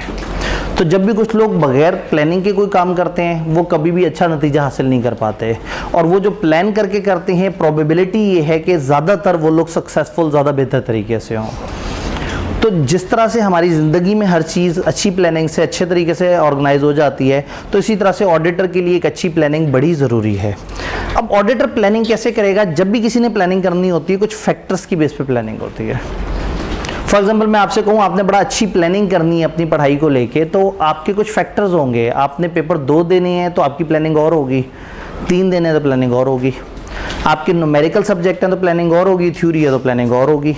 आपकी क्वालिफिकेशन अटैम्प्ट है तो प्लानिंग और एनर्जी और होगी, और अगर आपकी दरमियान की कोई अटैम्प्ट है तो प्लानिंग और एनर्जी और होगी। आप रिजल्ट का इंतज़ार कर रहे हैं तो प्लानिंग और तरह की होगी, और अगर रिजल्ट के बाद बैठ के सोच रहे हैं तो प्लानिंग और होगी। आप रात में जाग के पढ़ते हैं तो आपका प्लान, आपका एग्जीक्यूशन और तरह से होगी, और आप अगर सुबह फजर से लेके रात तक पढ़ने वाले स्टूडेंट हैं तो आपकी प्लानिंग और आपकी एग्जीक्यूशन डिफरेंट होगी। तो सबसे पहले देयर आर सम फैक्टर्स जिसके ऊपर प्लानिंग बेस कर रही होती है। जब आप उन फैक्टर्स को देखते हैं तो उन फैक्टर्स की बेस पे अपनी एक स्ट्रेटजी सेट करते हैं। एक बच्चे के फैक्टर्स ये हैं कि उसने 4 पेपर देने हैं और एक ने सिर्फ 1 पेपर देना है, तो दोनों की स्ट्रेटजी में फ़र्क होगा। एक हर दिन सारे सब्जेक्ट को साथ साथ लेके चलना चाह रहा होगा, और एक सब्जेक्ट का उठा के एक चैप्टर उठाता होगा, पूरे दिन में उस चैप्टर की बात करता होगा, उसके अलावा कोई सब्जेक्ट कोई चीज़ नहीं पढ़ता होगा। स्ट्रेटजी में फ़र्क होगा। तो आप अपनी स्ट्रेटजी बनाएंगे। स्ट्रेटजी किसे कहते हैं? आपकी डायरेक्शन को, कितना पढ़ना है, कब पढ़ना है, कैसे पढ़ना है। फिर इस स्ट्रेटजी की बेस पे आप एक डिटेल अपना टाइमलाइन बनाएंगे, अपनी एक डायरी में अपना पूरा स्केड्यूल लिखेंगे कि मैं 27 तारीख को ये पढ़ूंगा, 28 को ये पढ़ूंगा, 29 को ये पढ़ूंगा, 30 को मैं देखूंगा अगर मेरा कोई पिछला गैप रहता होगा तो वो करूंगा, 31 को मैं नहीं पढ़ूंगा, उस दिन पाकिस्तान इंडिया का मैच होगा तो यकम को ऐसे करूंगा, 2 को ऐसे करूंगा। तो ये जो आप अपने सारी चीज़ें अपने कागज़ पे लेके आ रहे हैं इसको प्लान कहते हैं। तो 3 चीज़ें हो गई, कुछ फैक्टर्स हैं, फैक्टर्स की बेस पे स्ट्रेटजी है और स्ट्रेटजी की बेस पे प्लान है। अब इन्हीं सारी चीज़ों को ऑडिटर की ज़िंदगी में लेके आते हैं। ऑडिटर की ज़िंदगी में ऑडिटर की प्लानिंग डिपेंड कर रही है बहुत सारे फैक्टर्स के ऊपर। फैक्टर्स क्या हैं? आपके पास टीम ज़्यादा अवेलेबल है या कम अवेलेबल है, क्लाइंट छोटा है या बड़ा है, क्लाइंट में टेक्निकलिटी ज़्यादा है या कम है, क्लाइंट में IT वाले काम ज़्यादा हैं या कम है, क्लाइंट की लोकेशंस कितनी ज़्यादा हैं, क्लाइंट का ईयर एंड कब है, क्लाइंट की अकाउंटिंग की रिक्वायरमेंट्स क्या हैं, स्टैंडर्ड्स के अलावा किसी और इंडस्ट्री वगैरह की तो नहीं कोई रिक्वायरमेंट, क्लाइंट की हमसे क्या एक्सपेक्टेशन है, इस काम के पैसे बजट कितने हैं, हमारे पास इंटरनल एक्सटर्नल रिसोर्सेज कितने अवेलेबल हैं, क्या इनके इंटरनल ऑर्डर मौजूद हैं, क्या किसी जगह एक्सपर्ट की ज़रूरत पड़ेगी। ये सारे फैक्टर्स हैं। ये फैक्टर्स मुतासिर करेंगी आपकी स्ट्रेटेजी को। मैंने कहा 3 बातें होती हैं, फैक्टर्स, स्ट्रेटेजी, प्लान। तो ये फैक्टर्स कैसे मुतासिर करेंगे आपकी स्ट्रेटेजी को? स्ट्रेटेजी क्या है? Direction of audit. स्ट्रेटेजी ये है कि भाई मैं रिस्क बेस्ड ऑडिट करूँगा। स्ट्रेटेजी है नहीं मैं तो सब्सटेंटिव पे ज़्यादा काम करूँगा। स्ट्रेटेजी है मैं इंटरम पे ज़्यादा काम करूँगा। दूसरी स्ट्रेटेजी है नहीं मैं फाइनल पे ज़्यादा काम करूँगा। स्ट्रेटेजी है मैं फ्रॉड्स के ऊपर ज़्यादा गहराई में काम करूँगा। स्ट्रेटेजी है नहीं मैं ओवरऑल प्रोसीजर्स लगा रहूँगा। तो स्ट्रेटेजी इज आपकी डायरेक्शन, आपकी सोच क्या है, आप किस तरह से ऑडिट को लेके चलना चाहते हैं, किस डायरेक्शन में लेके चलना चाहते हैं, कितने अरसे में ख़त्म करना चाहते हैं। ये है आपकी ऑडिट स्ट्रेटेजी। छोटा सा डॉक्यूमेंट है जिसमें आपने मोटी मोटी इन्फॉर्मेशन देनी है। इस स्ट्रेटेजी की बेस पे बनेगा आपका डिटेल प्लान। मैं रिस्क असेसमेंट कब शुरू करूंगा, कब खत्म करूंगा, टेस्ट ऑफ कंट्रोल्स पे कितने वीक्स काम करूंगा, सब्सटैंटिव प्रोसीजर्स पे कितनी देर काम करूंगा, मैं कितने बड़े सैंपल उठाया करूंगा, मेरी टीम की जो 6 बंदे हैं इनमें से कौन कौन सा बंदा कौन कौन से एरिया पे काम करेगा, कब कब वो उसका रिव्यू करवाएगा, कब हम QCR वाले पार्टनर को बुलाएंगे। अब ऑडिट प्लान है आपकी स्ट्रेटेजी की डिटेल नक्शा, रोड मैप, जिसमें आपने 2, 2.5, 3 महीने का पूरा टाइमलाइन ही बना दिया। तो फैक्टर्स होते हैं क्लाइंट और हालात की तरफ से, उनकी बेस पे ऑडिटर बनाता है एक स्ट्रेटेजी, और स्ट्रेटेजी की बेस पे एक डिटेल्ड फॉर्मल डॉक्यूमेंट बनता है which is audit plan. Audit plan is the thing जो आप क्लाइंट से शेयर कर सकते हैं, जिसमें लिखा हुआ है कि मैं इस दिन आपसे ये डाटा मांगूंगा, लेकिन आप अपनी स्ट्रेटेजी नहीं शेयर कर सकते जिसमें आपने लिखा है मुझे डाउट है कि ये फ्रॉड कर रहे होंगे इसलिए मैं इनसे जाके वो इन्फॉर्मेशन मांगूंगा।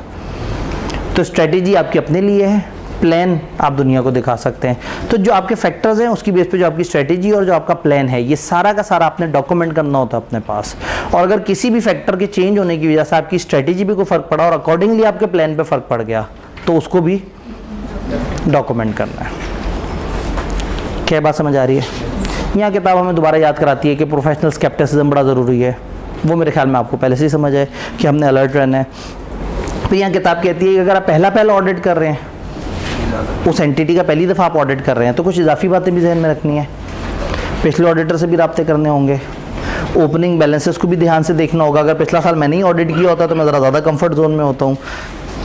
एंगेजमेंट लेटर वाली बातें भी अच्छी तरह से देखनी पड़ेंगी।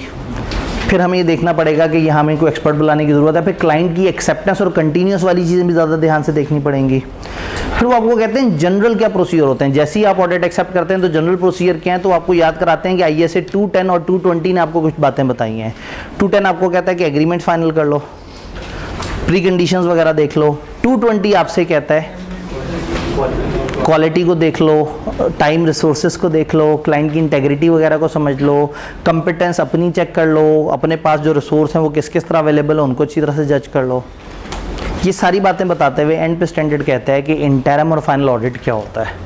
हमने उस टाइम पे इंटरम फाइनल ऑडिट की डिस्कशन नहीं की थी। इंटरम ऑडिट जब आप दरमियान में जाके प्रोसीजर्स लगाना शुरू कर दें। नॉर्मली ऑडिटर ईयर एंड के करीब आता है और ईयर एंड के बाद अपने ऑडिट के ज़्यादातर प्रोसीजर स्टार्ट करता है, लेकिन सम टाइम आपके पास कम वक्त होता है या सम टाइम क्लाइंट काफ़ी बड़ा होता है, सम टाइम डेडलाइन होती हैं।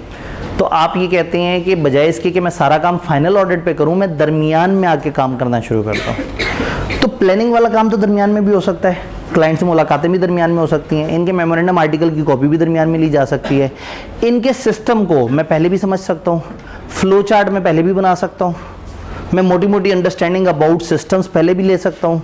हाँ, जो काम नहीं हो सकता पहले वो ये है कि ईयर एंड के बैलेंसेस पहले दिन नहीं वेरीफाई हो सकते। एक्सटर्नल कंफर्मेशन ईयर एंड वाली शायद पहले नहीं हो सकती, लेकिन अगर उससे पहले करूंगा तो किसी बैक डेट पर करनी पड़ेगी।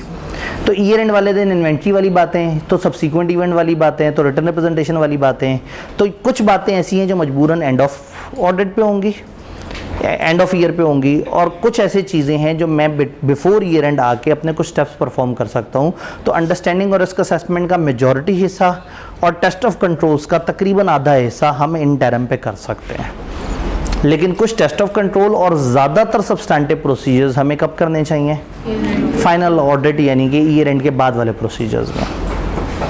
किताब सब जल्दी जल्दी से देख लेते हैं, 1 और 3 को ऑफ कर देते हैं। जज़ाकल्लाह।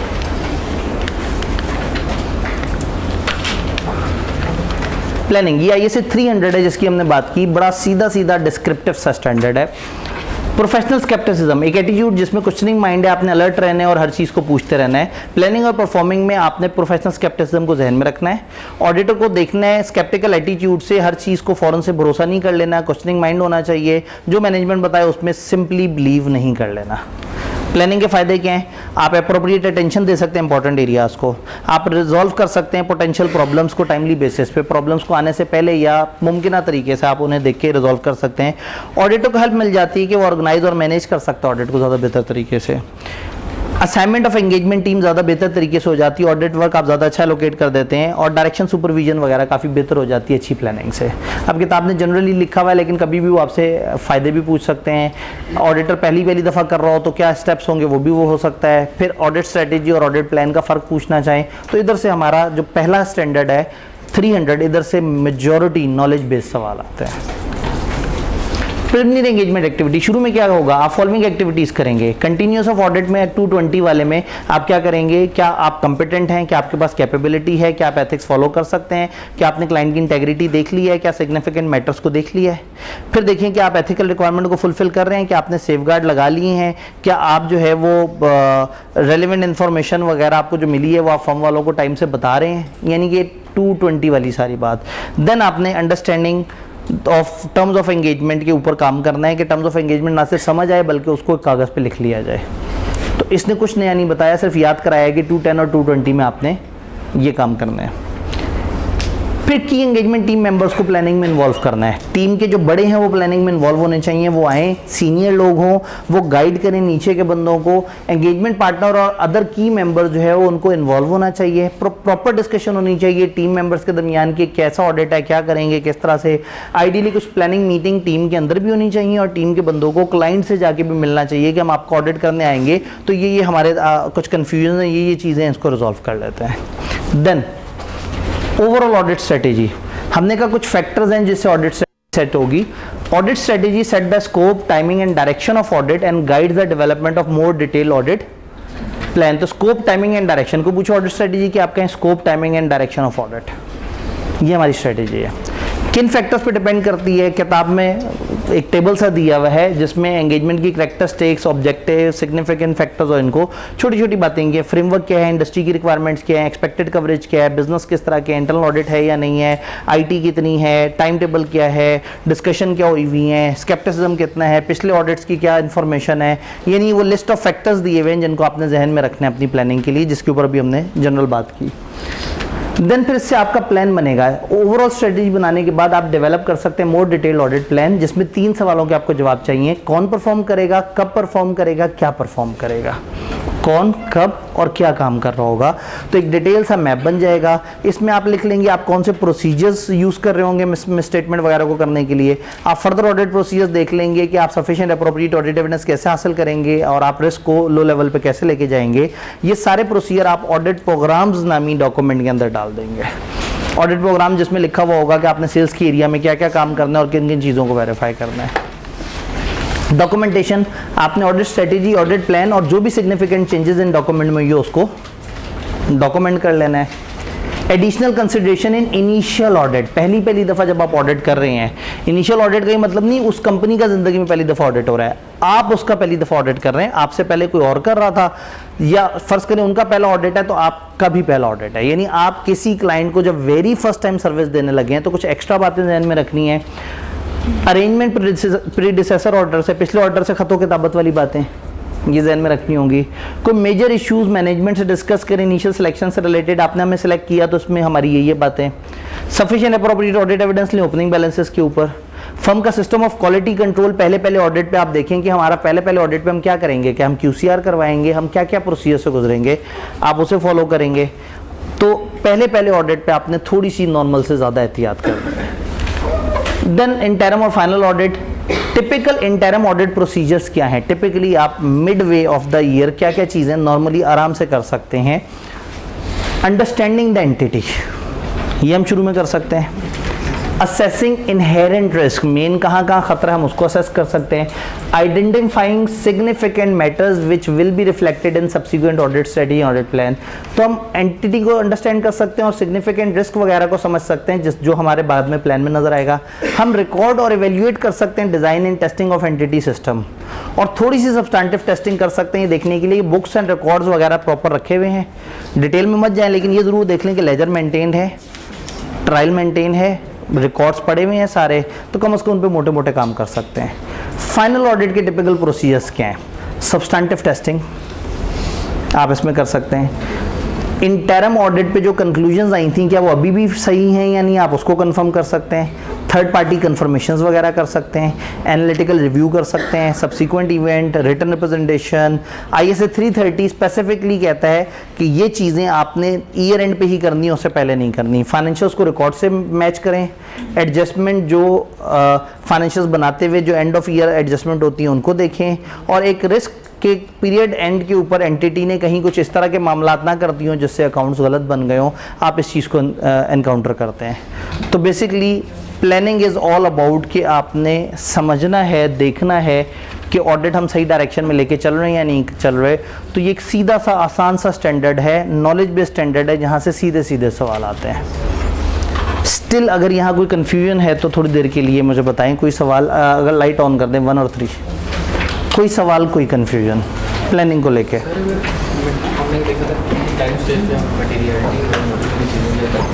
ठीक है, ठीक है जी। हम इनिशियली मटेरियलिटी सेट कर लेते हैं और during the course of audit हमें कुछ चेंजेस नज़र आती हैं, तो यस वी आर अलाउड कि हम उन चेंजेस के हिसाब से अपने आप को अपडेट कर सकते हैं, अपने आप को चेंज कर सकते हैं। बिल्कुल हम ऐसा कर सकते हैं। वो फाइनल अब अगेन इंटरम पे हमारी एक असेसमेंट थी, हमने यही कहा है प्रोसीजर लगा के देखो कि आपकी इंटरम वाली कंक्लूजन्स क्या अभी भी वैलिड है, और अगर चेंज हुई हैं तो अकॉर्डिंगली फिर हमें अपनी प्लानिंग भी चेंज करनी होगी। जी, प्लानिंग से रिलेटेड कोई सवाल, कोई कंफ्यूजन, कोई परेशानी? जी, प्रोसीजर कौन से, क्या ये याद करने या नहीं करने? पूरे ऑडिट का वही एक जवाब है। अगर आपकी अंडरस्टैंडिंग अच्छी है और आप खुद से लिख सकते हैं तो कुछ याद नहीं करना, और अगर अपने ऊपर कम भरोसा है और आपको लगता है मैं खुद से लिखूंगा तो किसी को समझ नहीं आएगा, तो फिर क्रैम करना शुरू कर दें। नॉलेज बेस्ड स्टैंडर्ड वो होता है जहां से सीधा सीधा सवाल आता है, तो देयर इज अ चांस कि आप उस सीधे सीधे वाले सारे को रट्टा मार लें और पेपर में जाके कि मैं टेंशन फ्री हो गया, सवाल आया मैं सीधा सीधा रट्टा छाप दूंगा। अप्रोच नंबर 2, आप कहें मुझे समझ बड़ी अच्छी तरह से आई हुई है और मैं पेपर में खुद से लिख सकता हूँ। ये दोनों खतरनाक है। एक जो सिर्फ रट्टे पे चल रहा है वो अंडरस्टैंडिंग फारिग कर देगा, और एक जो सिर्फ अंडरस्टैंडिंग पे चल रहा है उसे लिखना नहीं आता होगा। तो दरमियान में आए, अंडरस्टैंडिंग बहुत अच्छी बनाए। मेरा लेक्चर एक दिन का दोबारा सुना यूट्यूब पे और सुकून से एक दफ़ा रजिस्टर और बॉल पेन लेके बैठ गए। जो हमने उस दिन किया उसके नक्शे बना लिए, जगह जगह नोट्स में नक्शे बने हुए हैं, जगह जगह तो आपने वो कर दिया, हाँ जी इस चैप्टर में ये ISA 210, हाँ जी 210 में हमारे पास 4 तरह की बातें हैं। प्री कंडीशन 2 होती हैं, छोटी छोटी सी लाइनें लिख ली, और दूसरी में 3 लाइनें लिख ली। फिर आगे लिख लिया एंगेजमेंट लेटर, उसके अंदर प्रिंसिपल कंटेंट होते हैं, ऑप्शनल कंटेंट होता है। प्रिंसिपल कंटेंट 5 लिख लिया, ऑप्शनल में अपनी पसंद से कोई से 4-5 लिख लिए। फिर आगे लिख लिया रिकरिंग ऑडिट्स में ये 5-6 फैक्टर्स हैं, और आगे लिख दिया चेंज इन टर्म्स, अगर हो तो ये मानना है, ना हो तो ये मानना है। तो शायद आपका 1 घंटा तो ज़ाया हो गया, लेकिन इस 1 घंटे के बाद 210 आपके दिमाग में बैठ गया। अब 210 को आपने जब दोहराना है अपने नक्शे से दोहराना है, अपने हाथ के बनाए हुए नक्शे से दोहराना है। अब आपके पास पूरा महीना है, इंशाल्लाह ताला ये ख़त्म होने के बाद भी महीने बाद जाके तो आपके पेपर स्टार्ट होंगे, और ऑडिट का पेपर तो उससे भी 6-7 दिन बाद होगा। तो 3 को हम ख़त्म कर रहे होंगे और 9 को अगले महीने की आपकी जो है वो हो रहा होगा, और ये महीना भी 31 का है। तो आपके पास सफिशिएंट टाइम है। आप कोई भी चैप्टर जब तैयार करने लगें तो आपने फिर उसका मैप बना लेना है। ये वाली बातें मैंने आखिरी दिन करनी थी, लेकिन चूंकि सवाल से कनेक्टेड हो गई तो मैं इसको दोबारा कर रहा हूँ।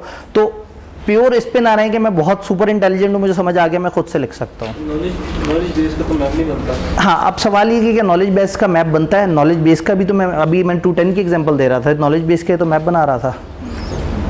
लेकिन हो सकता है आप कहें सर अगर ऐसे ही है तो हमें मैप बना दें आप, तो मैं जो मैप बना के दूंगा तो मैं जो जो ऑप्शनल एरियाज हैं 12 उनमें से अपनी पसंद से 4-5 डालूंगा। हो सकता है आपको वो मुश्किल लगे, आप अपने हिसाब से करना चाहें। हो सकता है मैं उसमें 5 बातें लिखूँ, आप कहें मुझे यूँ याद नहीं रहता, मैं तो 12 की 12 लिखूँगा। तो हर बंदे का अपना एक प्रिसीजन लेवल है जिससे आपको कंफर्ट मिले, जिस लेवल की समरी से आपको कंफर्ट मिले। और बहुत आसान है, नोट्स आपके सामने, आप सामने रखें, सिर्फ उसको सामने रख के मैप बना लें। मेरा फुल बड़ा सेंटेंस है जिसमें 11-12 वर्ड्स हैं, आप 3 से 4 वर्ड्स लिख के अपना हिंट बना लें कि हाँ भाई ठीक है, इसमें ये वाली बात होती थी, ये बात होती थी, ये बात होती थी। तो अगर ये दरमियानी अप्रोच है, इसमें आप प्योर रट्टे की तरफ भी नहीं जा रहे और आप प्योर लॉजिक की तरफ भी नहीं जा रहे। लॉजिक की बेस पे आपने एक नक्शा, ट्री डायग्राम बना लिया है, हर स्टैंडर्ड का 1 सफ़े का। तो शायद by the end of this activity आपके पास 30 एक सफ़े होंगे और हर सफ़े पे एक शक्ल बनी हुई होगी, जिस शक्ल को देख के आपको पूरा प्रोसेस और पूरा स्टैंडर्ड आप जहन नशीन हो जाएगा, या आप उसको तेज़ी से दोहरा सकेंगे। क्लियर? प्लानिंग से रिलेटेड कोई सवाल? सब क्लियर है? अब एक छोटा सा स्टैंडर्ड है, इसे तो मैंने ऊपर किया था।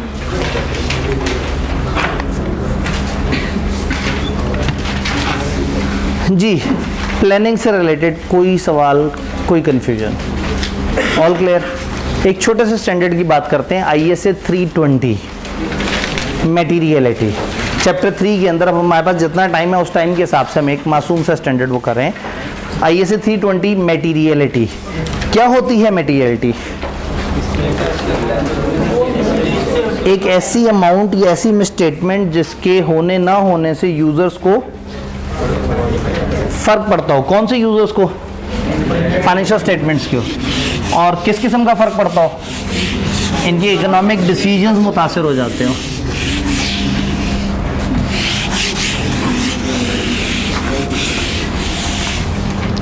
इंफॉर्मेशन मटेरियल होगी जब उसके होने या ना होने से लोगों को फ़र्क पड़ता हो।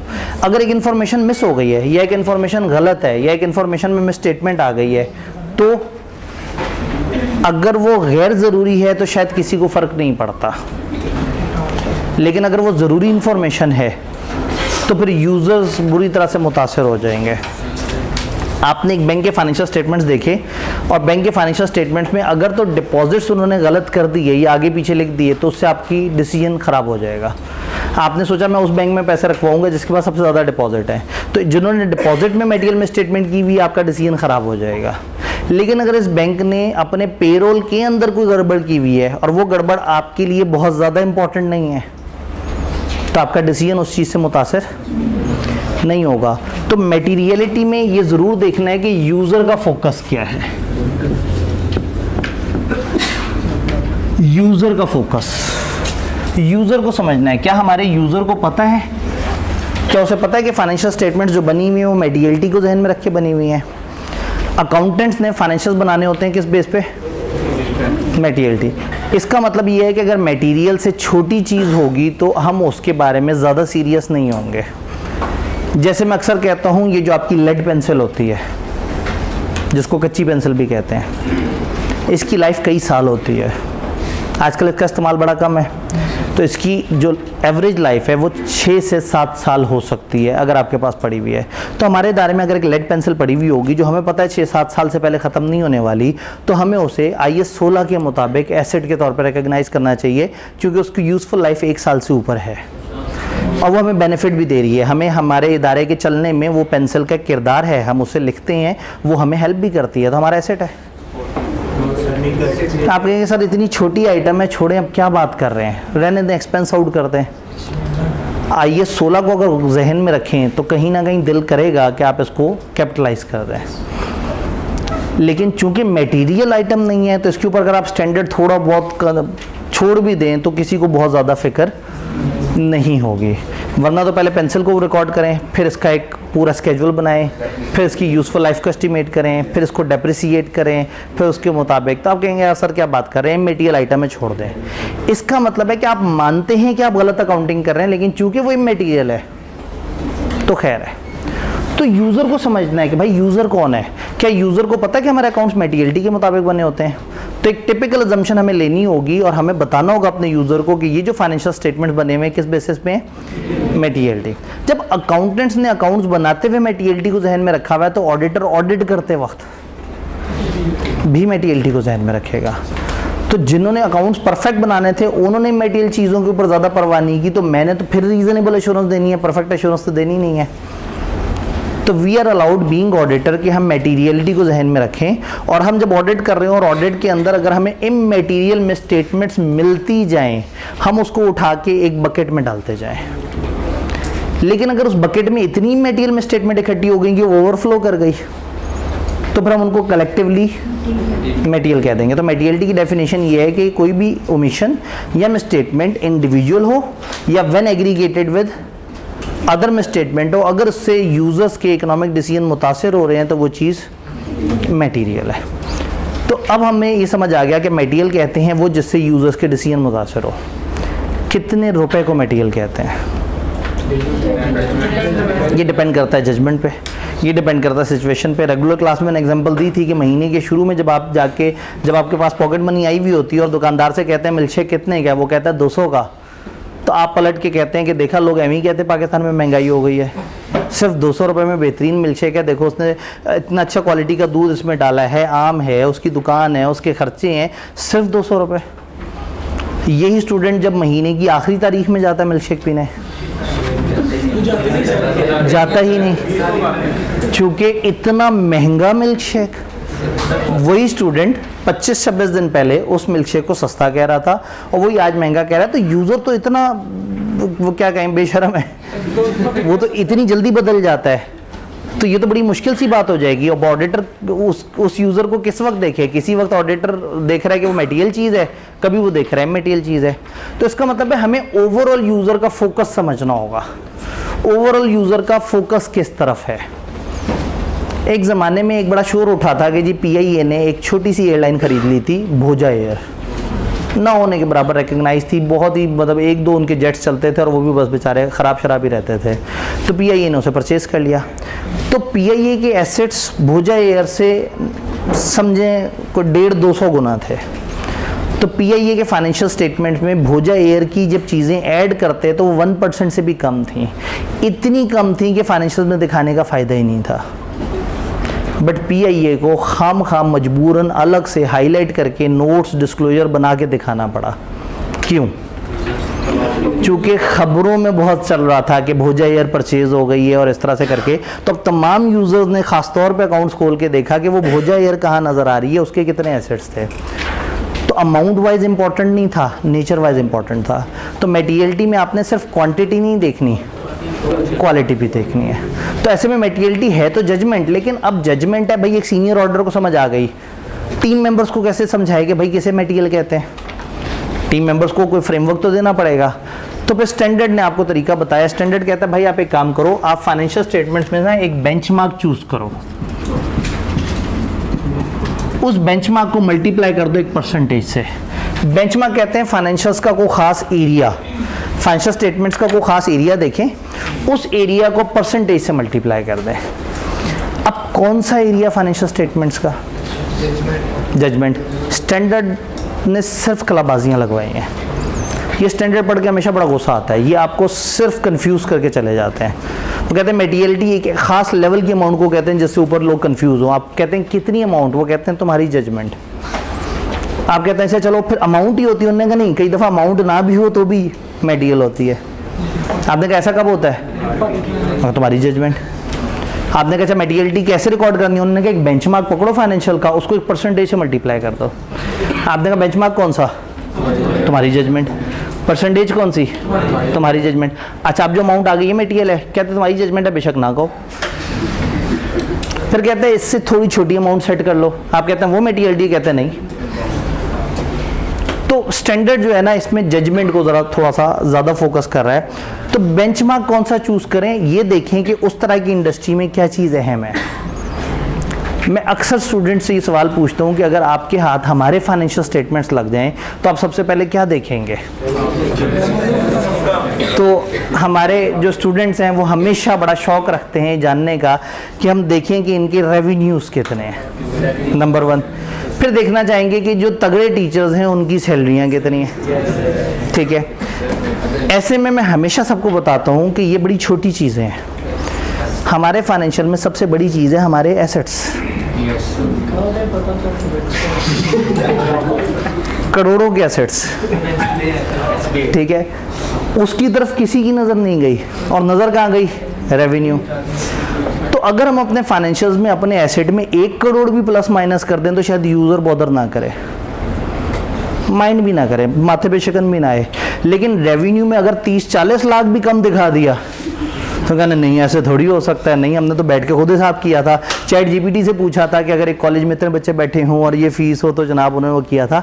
इसका मतलब है कि हमारे फाइनेंशियल्स में आपका ज़्यादा इंटरेस्ट है रेवेन्यूज़ या टीचर्स की सैलरी। तो फिर हमारा बेंचमार्क इस तरह का कोई आइटम होना चाहिए, ना कि हमारे एसेट्स। क्योंकि एसेट की परसेंटेज रख के खामखा मटेरियलिटी बढ़ा देंगे, जबकि आप तो इतना बड़ा सोच ही नहीं रहे, आप तो छोटी छोटी बातों पे सोच रहे हैं। आप तो लाखों के रेवेन्यू की बात कर रहे हैं करोड़ों के एसेट्स को छोड़ के। आप तो हज़ारों के टीचर की सैलरियों की बात कर रहे हैं, करोड़ों के एसेट्स को छोड़ के, चंद 100 हज़ारों की, चंद 100 हज़ार, अच्छा जैसे इंडियन नहीं कहते 500 हज़ार करोड़ का बिजनेस और वो इस तरह से करके। तो बेंचमार्क समझ आया, जैसा इदारा वैसा बेंचमार्क चूज करेंगे। फर्ज करें एक इदारा हमने देखा और हमने कहा वहाँ इक्विटी बेंचमार्क है और इक्विटी है 8 मिलियन की। अब परसेंटेज कितनी रखें? स्टैंडर्ड ने कहा है कि अगर बड़ा बेंचमार्क हो तो छोटी परसेंटेज रखो, छोटा बेंचमार्क हो तो बड़ी परसेंटेज। कितनी परसेंटेज? हमारी जजमेंट। मैंने कहा 10%। अब यहाँ हमारी जजमेंट पे आके ना आईकेप की किताब की बस हो गई। उन्होंने कहा ये बच्चों को कुछ नहीं पता लगना। उन्होंने क्या किया, उन्होंने मार्केट में कुछ बेस्ट प्रैक्टिसेस जो चल रही हैं वो गूगल पे जाके सर्च की, मुख्तलिफ फर्मों की, और वो उठा के एक टेबल हमारी किताब में डाल दिया। उन्होंने कह दिया इस तरह के इदारे में आइडियली इस तरह का बेंचमार्क चूज करना और ये परसेंटेज लगा देना।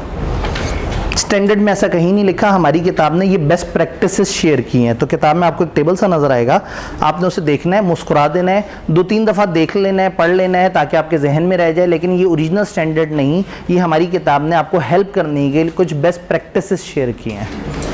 तो आप एक बेंचमार्क लेंगे, परसेंटेज से मल्टीप्लाई कर देंगे, जवाब आ गया। फर्ज करें मेरी एग्जाम्पल में ये जवाब है 8 लाख। ये आ गई ओवरऑल मटेरियलिटी, इसको हम कहेंगे प्लानिंग मटेरियलिटी। क्या कहेंगे? प्लानिंग मटेरियलिटी है। अब जब प्लानिंग मटेरियलिटी है, ये ओवरऑल मटेरियलिटी आ गई। अब आप क्या करेंगे, एक ऑप्शनल एरिया आप देखेंगे कि हो सकता है एरिया बाय एरिया भी मटेरियलिटी को सोचूं। फर्ज करें पूरे फाइनेंशियल में कोई मसला नहीं, सिर्फ हमारे बैंक अकाउंट में 7.5 लाख रुपए का एरर है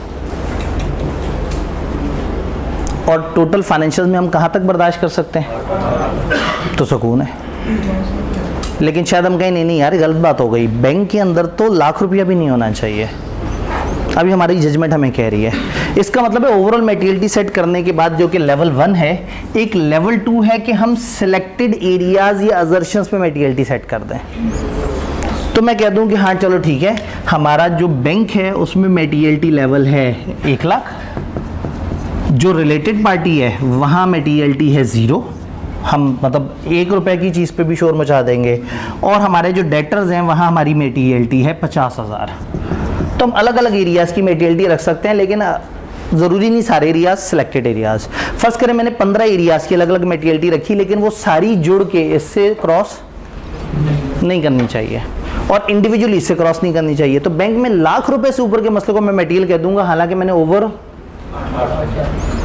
तो दिस इज अलाउड। ये सेकंड स्टेप है, ये ऑप्शनल है, ये हमेशा नहीं है, आपकी मर्जी है कि आप एरिया लेवल पे भी मटेरियलिटी सेट कर सकते हैं। फिर एक तीसरा लेवल आता है जिसको हम कहते हैं परफॉर्मेंस मटेरियलिटी। प्लान करते वक्त की मटेरियलिटी और होती है और परफॉर्म करने वक्त की। आपने सोचा था 8 लाख से ऊपर मसले नहीं होने चाहिए, लेकिन एक प्रॉब्लम है, कुछ तो आपको मिलेंगे ही नहीं, आपके सैंपल में नहीं आएंगे, तो कुछ अनआइडेंटिफाइड होंगे, अनआइडेंटिफाइड आपको मिले ही नहीं, और कुछ मिले होंगे, क्लाइंट को कहा होगा ठीक कर दो, उन्होंने कहा होगा सर क्या बात करते हैं 20,000 रुपए का एरर है जाने दें, वो उठा के आपने उस टोकरी में डाला होगा। Uncorrected misstatements. तो ऐसे में ओवरऑल मटेरियलिटी तो आपने सेट कर दी, लेकिन यू शुड वरी कि कुछ अनआइडेंटिफाइड या अनडिटेक्टेड मिसस्टेटमेंट्स हैं और कुछ अनकरेक्टेड मिसस्टेटमेंट्स हैं। तो इसका मतलब है मैं 8 लाख सोचूंगा तो फिर तो मेरा जो रिजल्ट आएगा मटेरियलिटी तो हिट हो गई होगी। तो आप इस 8 लाख को दबा के थोड़ा नीचे ले जाएं और फर्ज करें आपने सेट कर दिया 5 लाख। ये क्या किया हमने, बड़ी मटेरियलिटी को शॉर्ट करके छोटे लेवल पे मटेरियलिटी सेट कर दी। 3 तारीख को आप क्रैश से फ्री हुए और आपने बड़े फख्र से देखा कि अगले महीने की 3 तारीख को आपका इम्तिहान है। आप बड़े खुश हो गए, आपने कहा मेरे पास है 31 दिन। फिर आपने सोचा मैं 31 दिन पे एक प्लान बनाऊं, फिर आपने सोचा नहीं 31 दिन पे प्लान नहीं बनाना, क्योंकि बीच में कभी कभार अचानक से एक दिन पाकिस्तान का मैच आ सकता है, कोई किसी दिन शदीद बारिश हो गई, उस दिन पढ़ने का मूड ना हुआ, तो किसी दिन वैसे ही सो के देर से उठा और 13-14 घंटे इजाफी सो गया, तो इन दिनों तो ये चल रहा होता है। तो आपने 31 दिन आपके पास टाइम अवेलेबल है, लेकिन आपने अपना प्लान बनाया 25 दिनों का। ये 6 दिन का मार्जिन क्यों रखा है? अनडिटेक्टेड मिसस्टेटमेंट्स के लिए, जो आपको भी नहीं पता हो जानी है, और जो आपको अपनी कोताहियाँ पहले से पता है कि इतनी तो मेरी आइडेंटिफाइड कोताहियाँ हैं लेकिन इमैटीरियल है, किसी दिन 3 घंटे ज़ाया कर दूंगा, किसी दिन 2 घंटे ज़ाया कर दूंगा। तो जब आपने उनको क्यूमुलेटिव देखा तो अनडिटेक्टेड अनकरेक्टेड समझ आ रहा है। तो आपने क्या किया, टारगेट था 31 दिन का, लेकिन आपने अपने ऊपर टारगेट हावी किया 25 दिन का। आप 25 दिन का टारगेट बनाएंगे तो 31 दिन का टारगेट पूरा होगा। तो ऑडिटर 5 लाख बचाएगा तो 8 लाख पूरा होगा। ये 5 लाख परफॉर्मेंस मेटीरियलिटी है। ये ओवरऑल के नीचे भी सेट कर सकते हैं और ये अजर्शन बाय अजर्शन या एरिया बाय जो एरिया है इसकी भी सेट कर सकते हैं। तो फिर परफॉर्मेंस मेटीरियलिटी की डेफिनेशन होती है, performance materiality is an amount or amounts set by auditor at less than materiality for financial statement as a whole to reduce the risk to an appropriately low level. उस risk को appropriately low level तक ले जाएं that aggregate of undetected and uncorrected misstatement may cross materiality for the whole. आपको जो खौफ है कि अनडिटेक्टेड अनकरेक्टेड क्रॉस ना कर जाएं, तो आपने अपनी प्लानिंग मेटीरियलिटी से नीचे का एक लेवल सेट करना है और उसको हम क्या कहेंगे, असल मेटीरियलिटी ये होती है, वो किताबी मेटीरियलिटी है। वो आपने शुरू में आके लिख तो दी है, कागज़ों का पेट तो भर दिया है, लेकिन आपने उसको नहीं सोचना, आपने उसमें मार्जिन रखना है और मार्जिन रखने के बाद नीचे एक परफॉर्मेंस मेटीरियलिटी अपनी सेट कर लेनी है। सवाल ये कि मार्जिन कितना रखना है,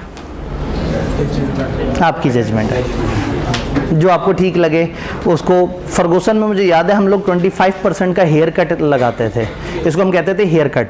जो प्लानिंग मेटीरियलिटी सेट होती थी हम उसको 25% कम करके और कह देते थे ये हमारी परफॉर्मेंस मेटीरियलिटी है। और याद करें परफॉर्मेंस मेटीरियलिटी से नीचे भी एक लेवल है, टॉलरेबल रेट ऑफ मिसस्टेटमेंट। ये परफॉर्मेंस मेटीरियलिटी को सैंपल लेवल पे तोड़ने को टॉलरेबल मिसस्टेटमेंट लेवल कहते हैं। तो अब ये 3 तरह के मेटीरियलिटी लेवल हैं। During the course of audit अगर आपकी मेटीरियलिटी लेवल चेंज हो रहे हो तो आप उसको चेंज करके अपने प्रोसीजर्स को रिवाइज कर देंगे। ये 2 लाजमी होंगे, प्लानिंग मेटीरियलिटी ये ओवरऑल कहलाती है और परफॉर्मेंस मेटीरियलिटी ये उसी के अंडर कहलाती है। और ये ऑप्शनल है सेकंड वाला, आप कुछ एरियाज पे चाहें तो मेटीरियलिटी लेवल अलग से भी सेट कर सकते हैं, छोटे लेवल का, इससे छोटे लेवल का, क्योंकि आपको ये खौफ होता है कि इंडिविजुअल इस एरिया में इससे बड़ा एरर नहीं होना चाहिए। एक टेबल मौजूद है जो आपको कुछ बेस्ट प्रैक्टिसेस बता रहा है, फिर कुछ स्टेप्स बताए हुए उन्होंने कि पहले एंटिटी को समझो, फिर उसका बेंचमार्क सेट करो, फिर एक परसेंटेज लेके आओ, फिर परफॉर्मेंस मेटीरियलिटी सेट करो। तो किताब में इन्होंने बात की हुई है। परफॉर्मेंस मेटीरियलिटी की डेफिनेशन इसमें ट्रिकी है, लेकिन अब उम्मीद है सारी डिस्कशन के बाद वो डेफिनेशन आपको समझ आ जाएगी। ये परसेंटेज मल्टीप्लाई वाली बात समझ आ जाएगी। 3 तरह की मेटीरियलिटी है, उसमें जो भी रिवीजन है आपने उसको डॉक्यूमेंट करना है। तो ये हमारा बहुत ही छोटा सा एक स्टैंडर्ड है मेटीरियलिटी का, ISA 320। भाई कुछ कहना चाहते हैं? सब्सटैंटिव प्रोसीजर अप्लाई करते वक्त हम कौन सी मेटीरियलिटी का जिक्र करेंगे? हम परफॉर्मेंस का जिक्र करेंगे। और अगर इनमें से किसी लेवल पे सेट हुई हुई है तो उसके साथ सेट हुई हुई परफॉर्मेंस मेटीरियलिटी, ये लाख है, शायद परफॉर्मेंस यहाँ 70,000 हो, ये 0 है तो 0, 50,000 हो सकता है आपने 35,000 सेट की हो। तो अगर किसी एरिया पे काम कर रहे हैं उसकी अलग से परफॉर्मेंस मेटीरियलिटी सेट हुई है तो हमने उसे कंसिडर करना होता है। अगर हम ओवरऑल काम कर रहे हैं और एरिया की नहीं बनी हुई तो जो ओवरऑल से नीचे आई हुई परफॉर्मेंस मेटीरियलिटी होती है आपने इसको कंसिडर करना होता है। तो परफॉर्मेंस मेटीरियलिटी को सैंपल लेवल पे जब तोड़ते हैं तो आप एक छोटा और मेटीरियलिटी लेवल बना देते हैं, टॉलरेबल रेट ऑफ मिसस्टेटमेंट हम उसे फॉलो करते हैं। तो बस अब आपने घर से ये 300 पढ़ना है, ISA 300, और मेटीरियलिटी और रिस्क एंड मेटीरियलिटी से रिलेटेड जो किताब में डिस्कशन है 1.5-2 सफ़े पे, आपने उसे देख के आना है। तो कल इंशाल्लाह ताला चैप्टर 3 पे एक आखिरी हमला करते हैं, लास्ट डे डिस्कशंस करते हैं। और आपको पता है कि कल का ड्राफ्टिंग सेशन भी काफ़ी अहम है, तो कल आपने उसी तरह से वो कफन बांध के आना है और एक लास्ट डे के लिए घर वालों को कह देना है कि जी मैं फजर के करीब वापस आ जाऊँगा, ज़्यादा हो गया, इशा तक वापस आ जाऊँगा।